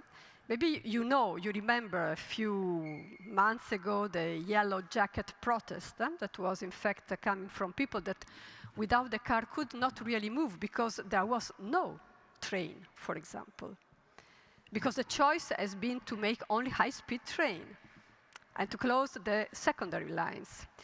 To reopen, for example, the old, or to reinstall the old tramway lines that were in the city. I think also Hamburg was very rich in tramways lines. So why not to think that we can go back in some cases? In some cases, the future is behind us, and we should not be blind on that, no? So to reinstall the tramways or the railway lines that were there, and then to develop, let's say, a lot of small nodes where you can change, because the idea of the mobility of the future is that it will be a multiple mobility. Transportation will be different from today. We will change, probably. We will be more flexible on this point. And we will also structure the territory through this type of multiple mobility. At different speed, each speed constructs its own space. So if we want to design space, the speed is fundamental. So to slow down the cars means that we can organize differently the space. We can design differently space. And then we discovered that, for example, the industries that are dispersed, as everything is dispersed in this city, but in fact was not so dispersed. So just imagine to put tramways on the lines you see in gray in the image. We were touching the 70% of the industrial production of the diffuse city. And then we could imagine, as it has been already tested in some cities, also in Germany, to use a cargo tramway to move the goods, for example, during the night or early in the morning. And that was interesting because you start to understand there are some rationality in this organization, which could lead to the organization of a high-intense city. So people that really live on the line, so the tramway line, for example, that can be very close to many activities, also the production, the services. And we can, because the space occupied by the cars will diminish, So we can free an amount of surfaces, of land. Land is very expensive in the cities. So you can free land that can be used for different purposes: densification, new services, new public spaces, new nature, whatever you can imagine beyond the simple use of cars. And this is the easiest strategy to requalify this type of city that, as I said, is peripheral. You see an image. It's not the quality from the road is not so big, not so high, but the quality when you turn the corner and you are on the fields and you have the beautiful water courses and the vegetation, but you understand that there is an incredible quality in this diffuse city. And people might they live already today there, and they will be very close, nevertheless, to the high-intense city. So we will have the low-intense city and the high-intense city with different characters. So this scenario is, of course, very radical. It's very radical because it was meant also to, let's say, to introduce a new discourse in urbanism. Because we are talking of mobility, but we are talking of us, of our bodies, of our movements, of our relation with the others, of our relation with the landscape. So we are really addressing very, very large themes. So it was a very radical scenario, and we thought that maybe we had to imagine something a little bit less radical, that we called the CO2 neutral. What if, at least, we absorb the emissions we produce with our cars and with our trucks? In that case, is a big forestation plan that has to be imagined. Very interesting. Imagine to start to enrich all your roads of new forest, but not 2 meters of forest. Let's say 20 meters, 30, 50, 200 meters, in order to absorb all the emissions that we produce. And this is also interesting because in such type of city, so quite a diffuse, scattered, this is a way to structure space again. Imagine this new thickness, the green corridors that are restructuring, are redesigning the diffuse city. Different types of forest, wet, dry forest, following the different soils, the different conditions. And that's an incredible way to imagine that then maybe you will live close to the forest, you will work close to the forest, and maybe to use a bike to go from one side to the other, following the forest will be more interesting than just being along a traffic road. So it's interesting because the scenario is, of course, very, very open, and we are not we are considering this possibility of imagination, but nevertheless, you understand there is some practical elements inside those scenarios. And of course, the quality of space, the ecological quality of space will be absolutely better in the future. And you can get to all scales, to the scale of the detail, which you take a very simple, small street, close maybe to the bigger roads, and you can work on reopening the water courses that have been closed. That's happened a lot. You can replant them. You can organize the space for pedestrian, and you can, of course, reduce the dimension dedicated of the road, dedicated to the car. And this is a starting point for the requalification of the rest of the city. Okay, I will go a little bit quicker here, but just to conclude, I think that nevertheless, in this city that has been considered chaotic, a mistake, completely against any ecological preoccupation, we can recognize some rationalities. Ecological rationalities because we can reinforce and use this type of city also to work on a different relation between us and nature. The proximity to nature, if we change some of our lifestyles, could become extremely important. From the economical point of view, we can prove that the cost for a family to maintain 2 cars, 3 cars, maybe 4 cars, if not more, is a very high cost. And this cost is paid by the individuals. We can, let's say, imagine that the same effort could be made to construct something collective, and it will be more or less the same amount.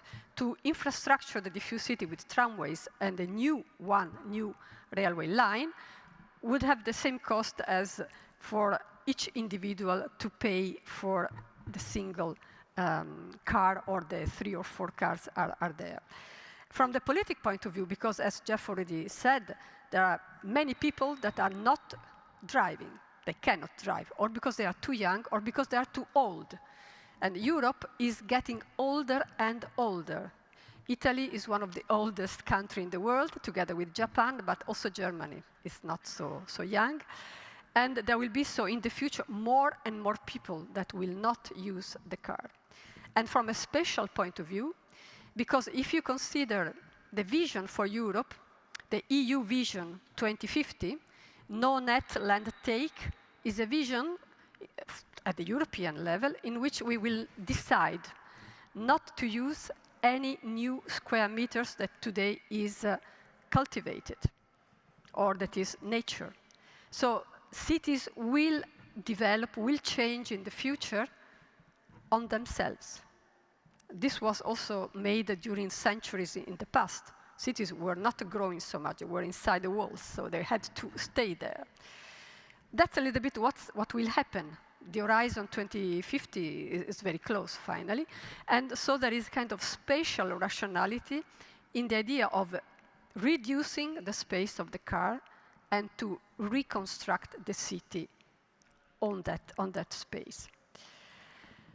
A second case I want to bring is very interesting, I think, because it's about the Great Paris, so one of the biggest metropolis in Europe, where we worked for several years, starting in 2009 with a quite important moment of reflection on the greater Paris, so not on the small Paris, 2 million inhabitants, but on the Paris of, let's say, 12 million inhabitants.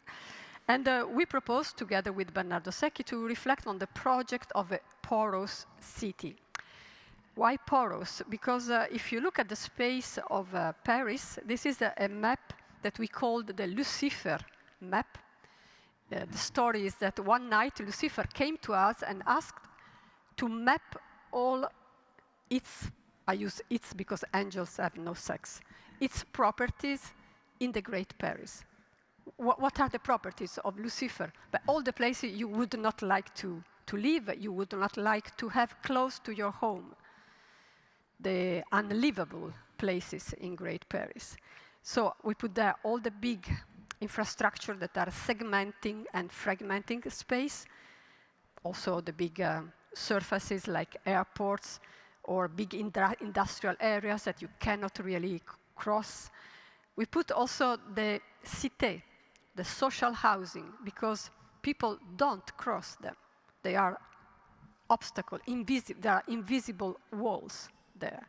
So many objects that construct this picture that was very, very hard to communicate, I have to say, especially if you put this picture close to the other one, that is the map of the rich and of the poor. I don't know if you have such maps for Hamburg, but could be very interesting to put your Magistralen on these two maps. And there you see that the poor are mainly, and the big red patch, are mainly in the northeast, the big dimension, 2 million, more or less, inhabitants, not really integrated. And then you have some other red spots together with black, but then you see that the black are on the west. And in the west part, the fragmentation of space is really less important, less present. So there is, let's say, at least a correlation between revenues and the fragmentation of space. And this is a problem, also from the political point of view. It's a social problem, clearly. It's a spatial problem. It's a problem of spatial injustice. So the porosity of space, space that you can go through, that is open to you, that there are no walls, physical or not physical. So we work on this idea. I have not the time to go through all the strategies we presented. I just want to point on this one, that is the strategy of generalized accessibility by walking and by public transport. And I'm not very interested on the first two diagrams, that is the high-speed trains or the middle speed, but I'm very interested in the last one, that is a space, let's say, of proximity, but where the proximity means all the metropolis. I'm absolutely against the idea that when you make a neighborhood, you have to work only on the neighborhood, so everything is perfect inside the neighborhood, and then you are not connected to anything. So the proximity, when you live in a metropolis, you want to be free to use this space alone, together with other people. If you are a lady, if you are a kid, in the evening, not just during the day, you want to appropriate your space. And then I think there is a very important work to do on the last diagram. That is the idea of the continuity of space for everybody in all the conditions, in all the metropolis. And it's not because I'm walking, that I cannot walk for 15 kilometers. I can walk. If I go by bike, I can bike for 40 kilometers. So I want to find the metropolis this kind of continuity. Together with the possibility to reinforce and to valorize all the meaningful places that are in the metropolis. This picture was against the normal picture in which all the centralities are inside Paris, and then the rest is the desert. It is not a desert, of course. There are millions of people that are living there. But you have to reveal this thickness. I think Hamburg is, from this point of view, interesting. There is this multiple nodalities, multiple centralities, and this has to be revealed, and the accessibility and this generalized accessibility has to do also with the idea of recognizing all the places that have been appropriated by people, by different type of people, by different cultures, by different lifestyles, etc. So the crossing, the idea of going through the city, this porosity and permeability and connectivity, can be a way also to reframe the spatial structure of a big metropolis like Paris. Here I use the space in the sense really of the support. So we propose the idea of the traversée, of the crossing, that are spaces, they are not lines, they are spaces in which you can imagine to have continuities of public transport, of green spaces, of public spaces, of services, and of also, of course, spaces for pedestrians. They can follow the rivers, they can follow the peripheric, the ring, the interior ring. They can go through the heritage of the metropolis. They can reach big parks that are in the periphery. So they can become really heterogeneous objects, but they could have the strength to finally deny the idea that Paris is a radio-concentric city. Paris was a radio-concentric city. It was the model of the radio-concentric city for all the cities in the world. But today it's not working as a radio-concentric city. People are not interested only to go to the center. They are interested to move to the north, to the east, to go from north to south without going through to the center. So it's not anymore, but still its spatial structure is a kind of inertia to this transformation. So the traversée for us were a way to propose to go beyond this model of the radio-concentric city and to accept the idea of a city that is open and it is working in all its parts, and there is not a periphery and one center, but the places where people are working are not in the center, probably. They are somewhere in the periphery. And there are people spending hours commuting from one part to the other. So with this idea in mind, we worked, for example, along a tramway lines that is the first lines that was constructed without touching the center of Paris. So it's from periphery to periphery, 20 years ago. And it doesn't work as a tool to requalify this terrible periphery that is the north of Paris. It didn't work because the situation was too dramatic, and so this line was not able. We made workshops on site when we were working in the atelier of the Greater Paris, because this atelier of Greater Paris was too much into the center of Paris, and we thought that was completely absurd, because the problems of Paris are mainly in the Greater Paris. And we decided, for example, to investigate the possibility to connect. So you see in the lower part of the image is the center, inside the peripheric, the northern station with Saint-Denis. So Saint-Denis is the center 5-6 kilometers to the north, to connect a space that today is impossible to go through because it's completely cut by infrastructures going east-west, mainly railway, highways, big industrial areas, and to imagine to design a sidewalk. The sidewalk for the city of the 21st century, that is not the sidewalk of the city of the past. A sidewalk of 5 kilometers long, at least, and then can also continue, to connect these two spaces that today are perceived as completely separate and disconnected. And the idea is also that when you work on a city, there are some mythical materials, urban materials. In Paris, the sidewalk, the trottoir in Paris is a space, is kind of romantic space. Why cannot we imagine the trottoir with the same kind of suggestion for the city of the 21st century? And so we worked on this idea to connect and to go through all the different interruptions that are into this space. And of course, people were looking at this model without believing that you can really make it. And in fact, I hope one day to see this 5-kilometer sidewalk that in fact can continue beyond Saint-Denis. It can continue, can reach one of the beautiful forests in Greater Paris, and then connect also other centers.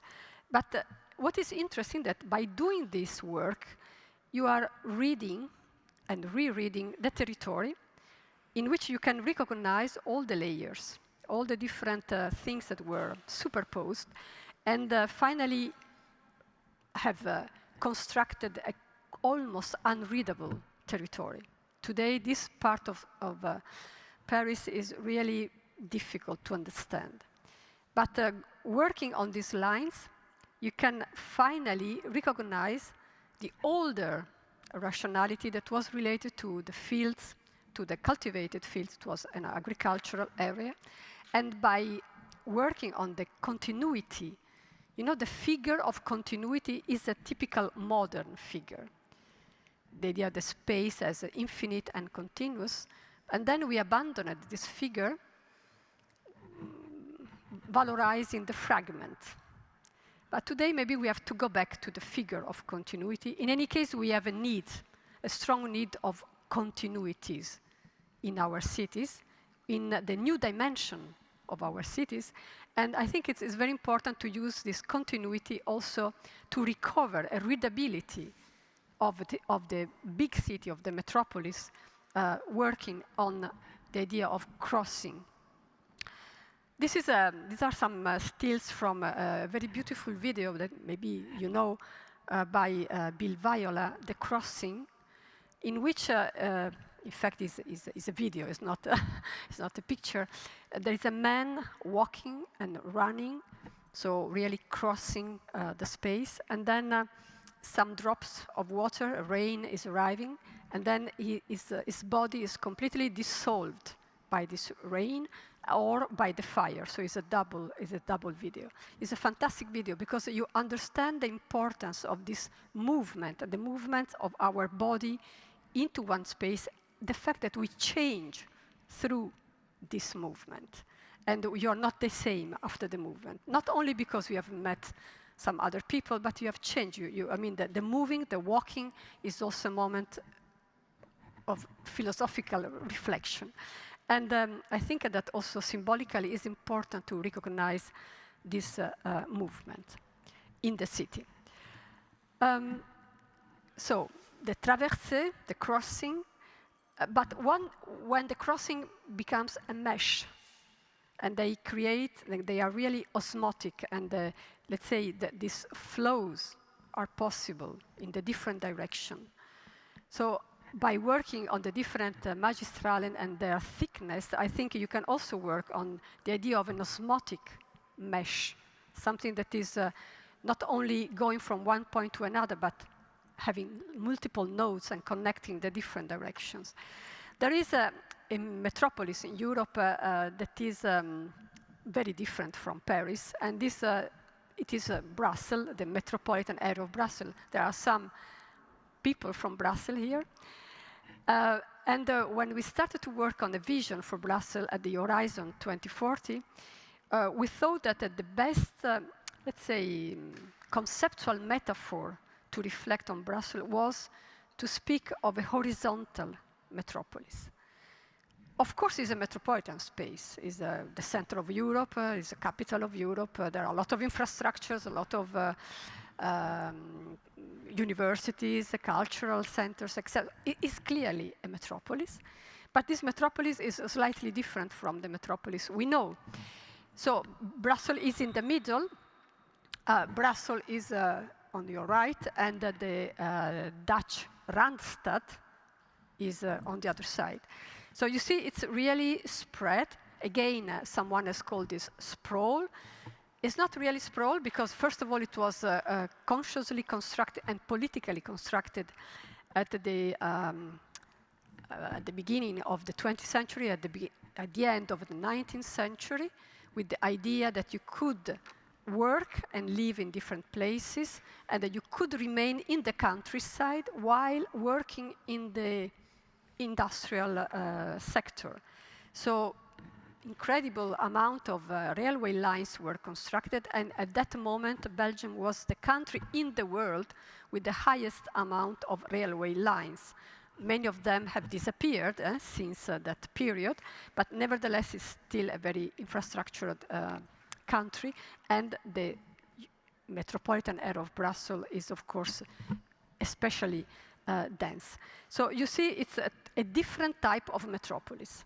I don't know if Hamburg is more similar to Paris, to the Randstad. In the Randstad, you can see big fragments. The Randstad means the center of this circular kind of urbanization that was supposed to be agriculture, is more and more eroded by urbanization, but nevertheless the grain is very different from the one of the Brussels region, and is different from Paris. So metropolis doesn't mean anything today. You have to decide which type of metropolis. And what is interesting, if you measure, as we did with these maps, the linear of contact between green space and built space, and then we divide for the number of inhabitants, we arrive to very interesting ratio. So, for example, we have in Paris more or less 50 centimeters per inhabitant of contact between built space and green space. Not so much. But what is incredible is that in the Randstad it's even less. While in the Brussels area is more or less 10 times more. The contact, here we are discussing the contact between built space and green space per inhabitant. So, of course, you understand that there are strong differences between these three types of metropolis. And the fragment, the archipelago metropolis, that is the Randstad, is not giving the same contact space as the Brussels region. So there are some qualities, let's say, in this space, in which then there is a strong infrastructure in terms of public transportation that has not been really conceived as usually in terms of hubs and spoke, but as passing through.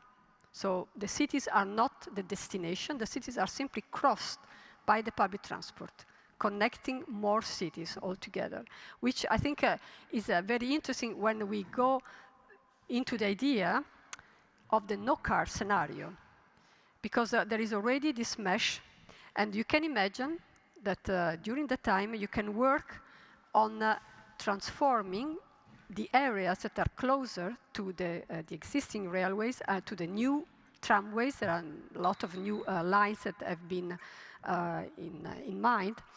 And you can imagine to transform not just a city, but a territory as a no-car territory. Of course, when I'm saying no car, I'm not imagining that cars will be totally disappearing. The problem is the radical and the drastic reduction of the number of cars and the drastic reduction of the speed of the cars. These are the two ways to address then the problem of a new design. But let's say this type of city where also the valleys are structuring the space and the forest, so the cultivated land, there is this intermingling that is very also interesting if you can guide this type of urbanization.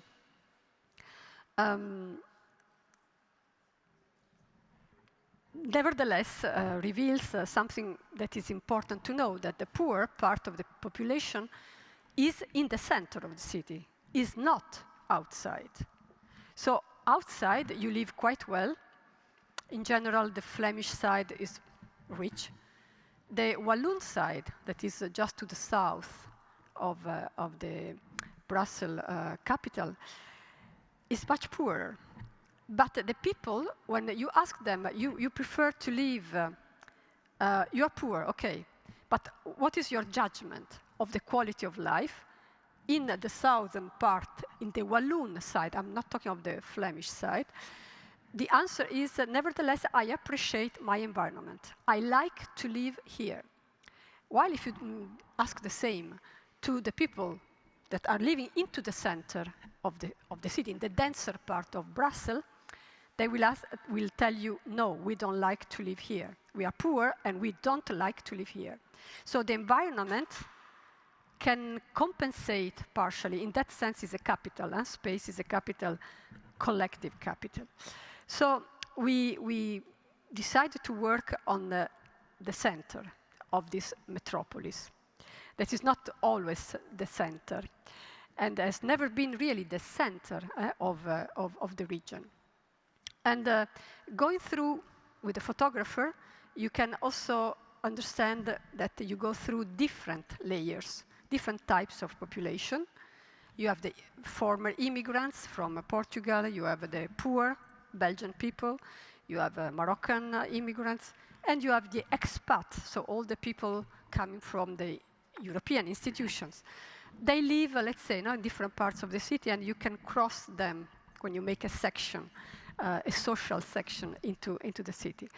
And we wanted to address, in fact, the transformation of the core of Brussels through three different strategic spaces. I will only discuss one. That is the one to the west of the city. Today is a boulevard, very large, very traffic-oriented boulevard with commercial centers, institutions, but also with the river, with the watercourse. So and the forest in the south and the airport in the north. So we decided to really design, try to show how you can de-ceiling, you can take out the asphalt. You can work on such a space, making such a space something completely different.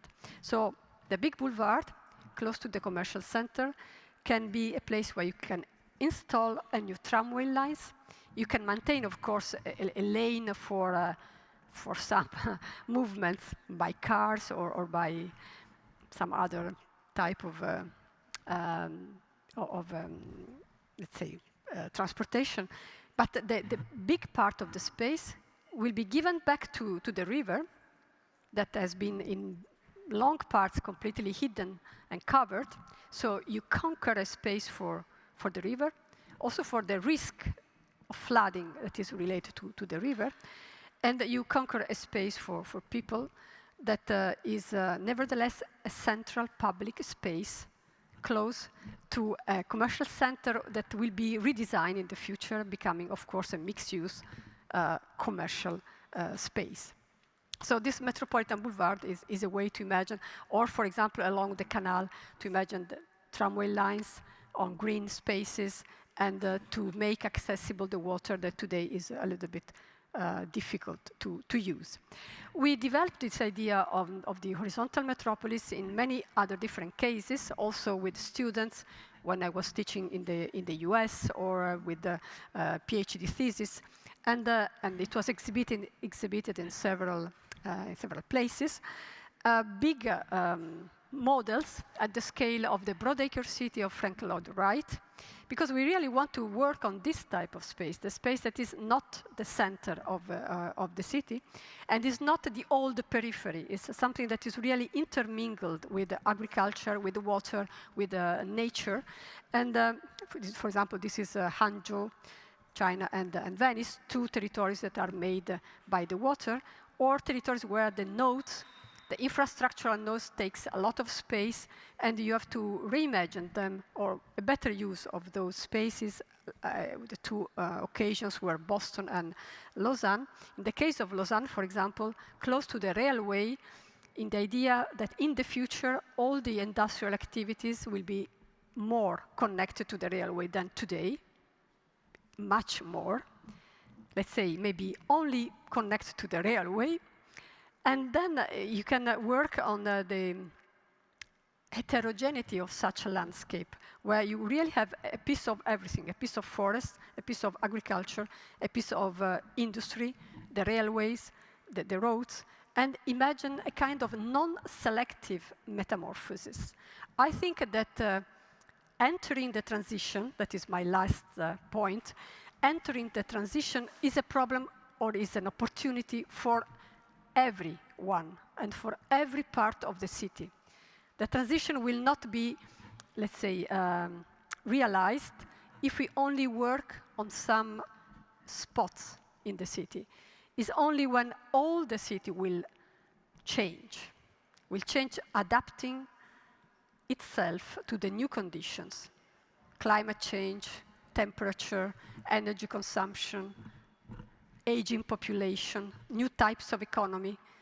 We have to start really thinking that we are going through a major transformation, and all the space of the city has to go through it.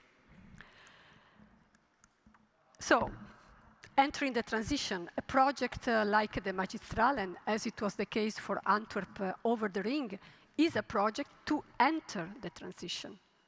You can really address all the themes. So, some years ago, with Bernardo Secchi, we studied the structural plan for the city of Antwerp. And these are the strategic spaces we recognize, and we prepare design and ideas for them.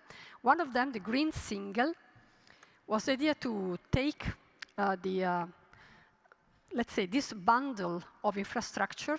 You have an old ring, the single, and then you have the highway. And the highway is passing into the old Spanish fortification. So there are also big green spaces along it, but also the city is along this ring. And it was one of the strategic spaces. But we never imagined what, in fact, happened later. Later, movements of citizens associations, people that started to fight in order to have the ring, so all this space, the space of the highway, that is really very big, impressive and long space, that is always congested, is really one of the bottlenecks of Europe, is this crossing of Antwerp from north to south. And the pressure of the citizens was to cover the ring. And the pressure was so high, thousands of people started really to fight on that. And finally, the Flemish government put a lot of money. Let's say for the moment they put more than €1 billion to start, to cover the ring. Then the ring was divided in several segments. There is a coordinator of all this operation. And then there was a competition for a selection of teams. And we, together with two of the teams that are here invited to work on the Magistralen, we were part of this group. And we were put on the southeastern segment of the ring. So it's more or less 3 kilometers of ring. The first thing we did was to make an atlas to work with this idea of spatial and environmental injustice. So the atlas, for example, this is putting noise, air pollution, and the population density.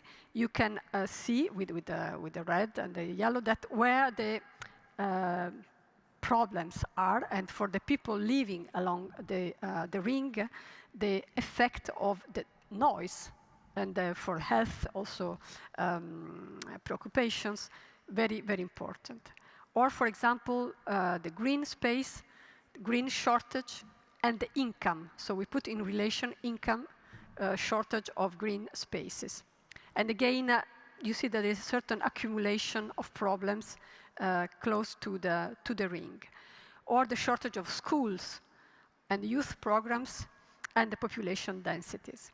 So let's say that living along the ring is living in maybe the worst, the worst part of the city. But we also mapped all the associations or the citizen movements that were engaged in this discussion. So really, the city was discussing all together, this problem. And we did a lot of participation, where the message we had to vehiculate was not easy for me, because the message was fundamentally that I'm not sure that the ring will be capped. I'm not sure of the capping of the ring. It's a very long project, let's say 1 generation. It's a very expensive project, estimated around 10-12 billion euro.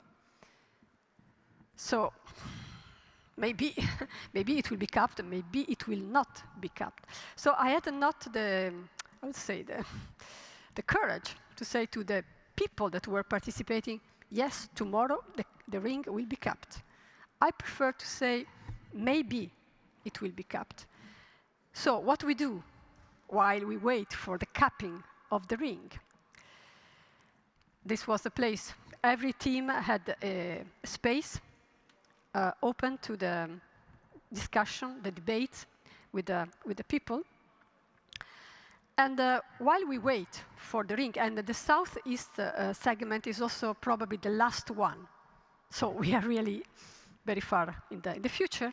So what do we do while we wait for the ring to be capped? And also, how can we not use the ring, the capping of the ring, to legitimize the use of the car? Because we are making such a big effort just to have the cars passing through the city, the traffic of Europe passing through the city. So maybe there are some actions that are prior to the capping. The first one for us was to work on the single, so the old ring, the old road, that is waiting since ever for tramways line. So we said, before spending 10 billion on the ring, on the capping of the ring, please invest, I don't know, 100 million in tramway lines. And by doing this, you can redesign the single, which is producing a lot of traffic, noise, health problems, etc. It's not a solution, it's not a total solution, but nevertheless, it's a good improvement of the situation. And of course, the space can be rethought. Second, there is a light rail that is underused. There are stations that have been closed during the time, but they exist, they are still there. You can even imagine new stations. The light railway can connect other cities, or let's say all the vast outskirts that are well inhabited, the rich live there, with the city center. And that would be something that is already there. It's an investment that is very modest, and you can do while you are waiting for the ring to be capped. And that can have important impact on diminishing the traffic. And we worked in our segment on one part that is a station, the second major station in Antwerp, Berchem, and it's also a light rail station, potential light rail station. As you can see here, this is the landscape. There is the green, yes, but there is also an immense amount of infrastructure. And we propose in this case to start capping some parts to organize the relation between the two sides of the ring. So I'm talking of at least 150 meters. So I mean the space that you have to cross. And we imagined to, I don't know if this exists also in the German cities, but in the Flemish city there is the Grote Markt, the big square where the market was made. So we decided to reinvent the Grote Markt of the future. So imagining that a Grote Markt could be the way to redesign the space, capping that part of the ring and connecting the two sides that are suffering, of course, of a lack of easy connection. And then, of course, some test designs that are trying to show how can we imagine to make a square, a big square, a multifunctional space on top of the ring. You cannot construct on top of the ring. So it will not be a place for densification. It's too risky, it's too expensive. So there will be no construction. This will be an open space. Then there are the radials. Many of the radials have already today tramways, but the idea here is to complete, so to have a tramway on each radial, and also to equip the radials with all space for pedestrian and for the bicycle. Of course, this is through the reduction of the space of cars. But the radials are fundamental to connect the two parts, the inner part of the city and the outer part of the city. So finally, with this framework that we thought had to be a kind of common framework for all the teams and for all the projects, we can immediately, in the short term, ameliorate the quality of life for the people that are living along the, not only for them, because in fact it's more than that. And for example, to take one of these radial, one of the Grote Steenweg, you can work on the section of those, they are like platforms, like for airplanes. They are very, very, very large, very, very, very big, and they are crossing parks, so the old fortifications.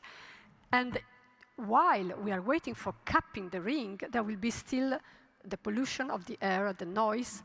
So we imagine that to make this a safe and also nice place to go through, we could work on the idea of, old idea of the passage of the galleries, transparent galleries where you can organize markets, where you can have spaces for people to meet, or you just go through it. You have the bicycle also passing there, and on the rest of this big viaduct, you have the tramway, and you can design the tramway in a way that is not so, let's say, hard to go through.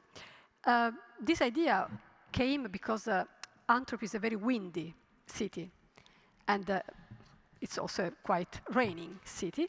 And we learned this from Moscow, in fact, because in Moscow it's too cold to cross the river in the winter without any protection. So there are these glass galleries that are today place of commerce, sometimes informal, sometimes formal, but nevertheless they are really social spaces.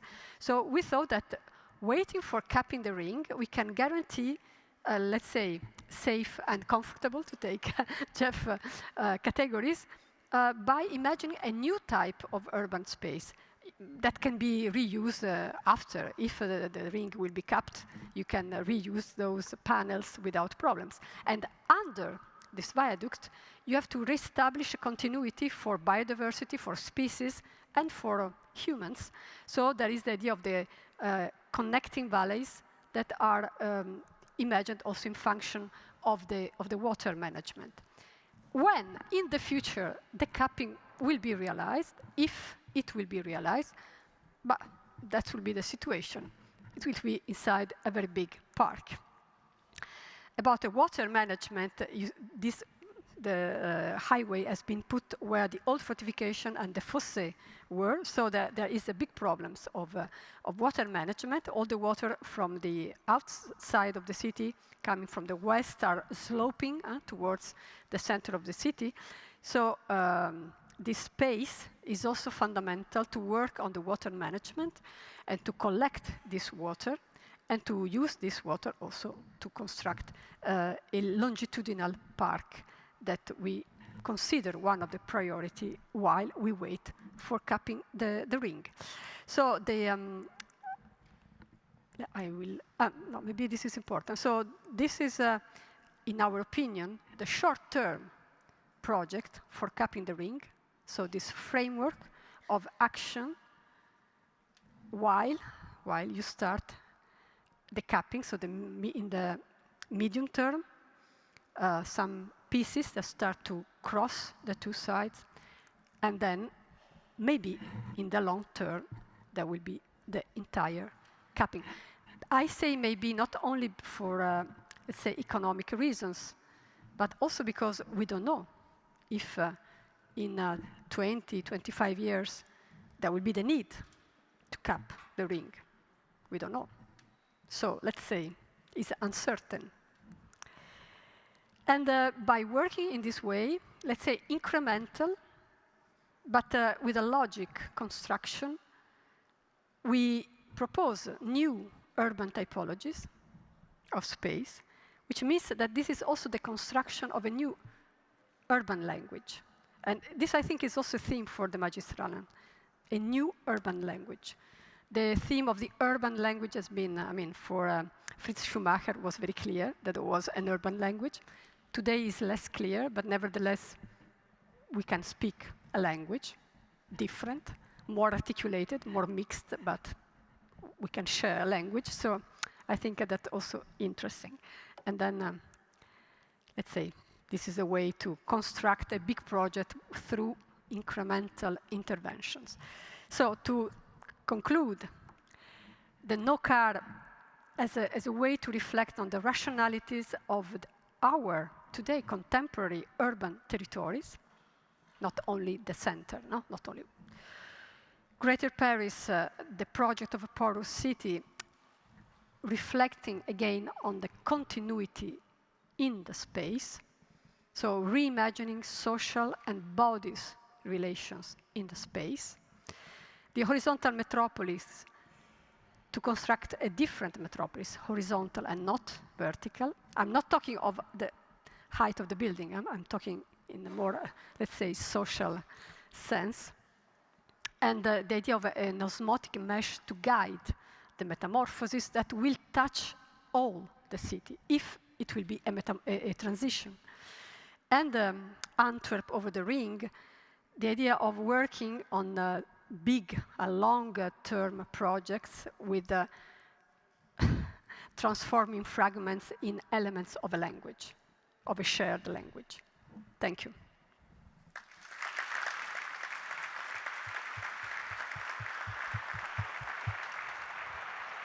Thank you very much. Mille grazie, Paola Vigano. Ja, ganz interessante Ansätze, spannende Einblicke in die Arbeit unserer beiden Speaker heute Abend. Der Abend heute insgesamt eher als Impuls, als Input gedacht für Sie. Es wird aber beim Internationalen Bauforum an verschiedenen Stellen auch Möglichkeiten geben, mitzureden. Beispielsweise morgen im Politik-Talk mit Oberbaudirektor Höhing und den beiden Staatsräten aus den Bereichen Verkehr und Umwelt. Oder am Donnerstag im Städtetalk, dann ebenfalls ab 17 Uhr auch mit Gästen aus Hannover und München dabei. Das offiziell gestaltete Programm für heute Abend kann ich hiermit beschließen. Herzlichen Dank an Sie, herzlichen Dank an Paola Vigano und Jeff Speck. Thank you very much. Und Sie werden die beiden gleich nach der Veranstaltung noch am Büchertisch finden, können da auch gerne noch mal ins Gespräch kommen. Die Gastronomie hat auch geöffnet, also wenn Sie sich noch versorgen wollen mit einem Getränk, auch das ist möglich. Und in diesem Sinne wünsche ich ganz anregende Gespräche und ein spannendes und tolles weiteres Bauforum hier in Hamburg. Herzlichen Dank, schönen Abend.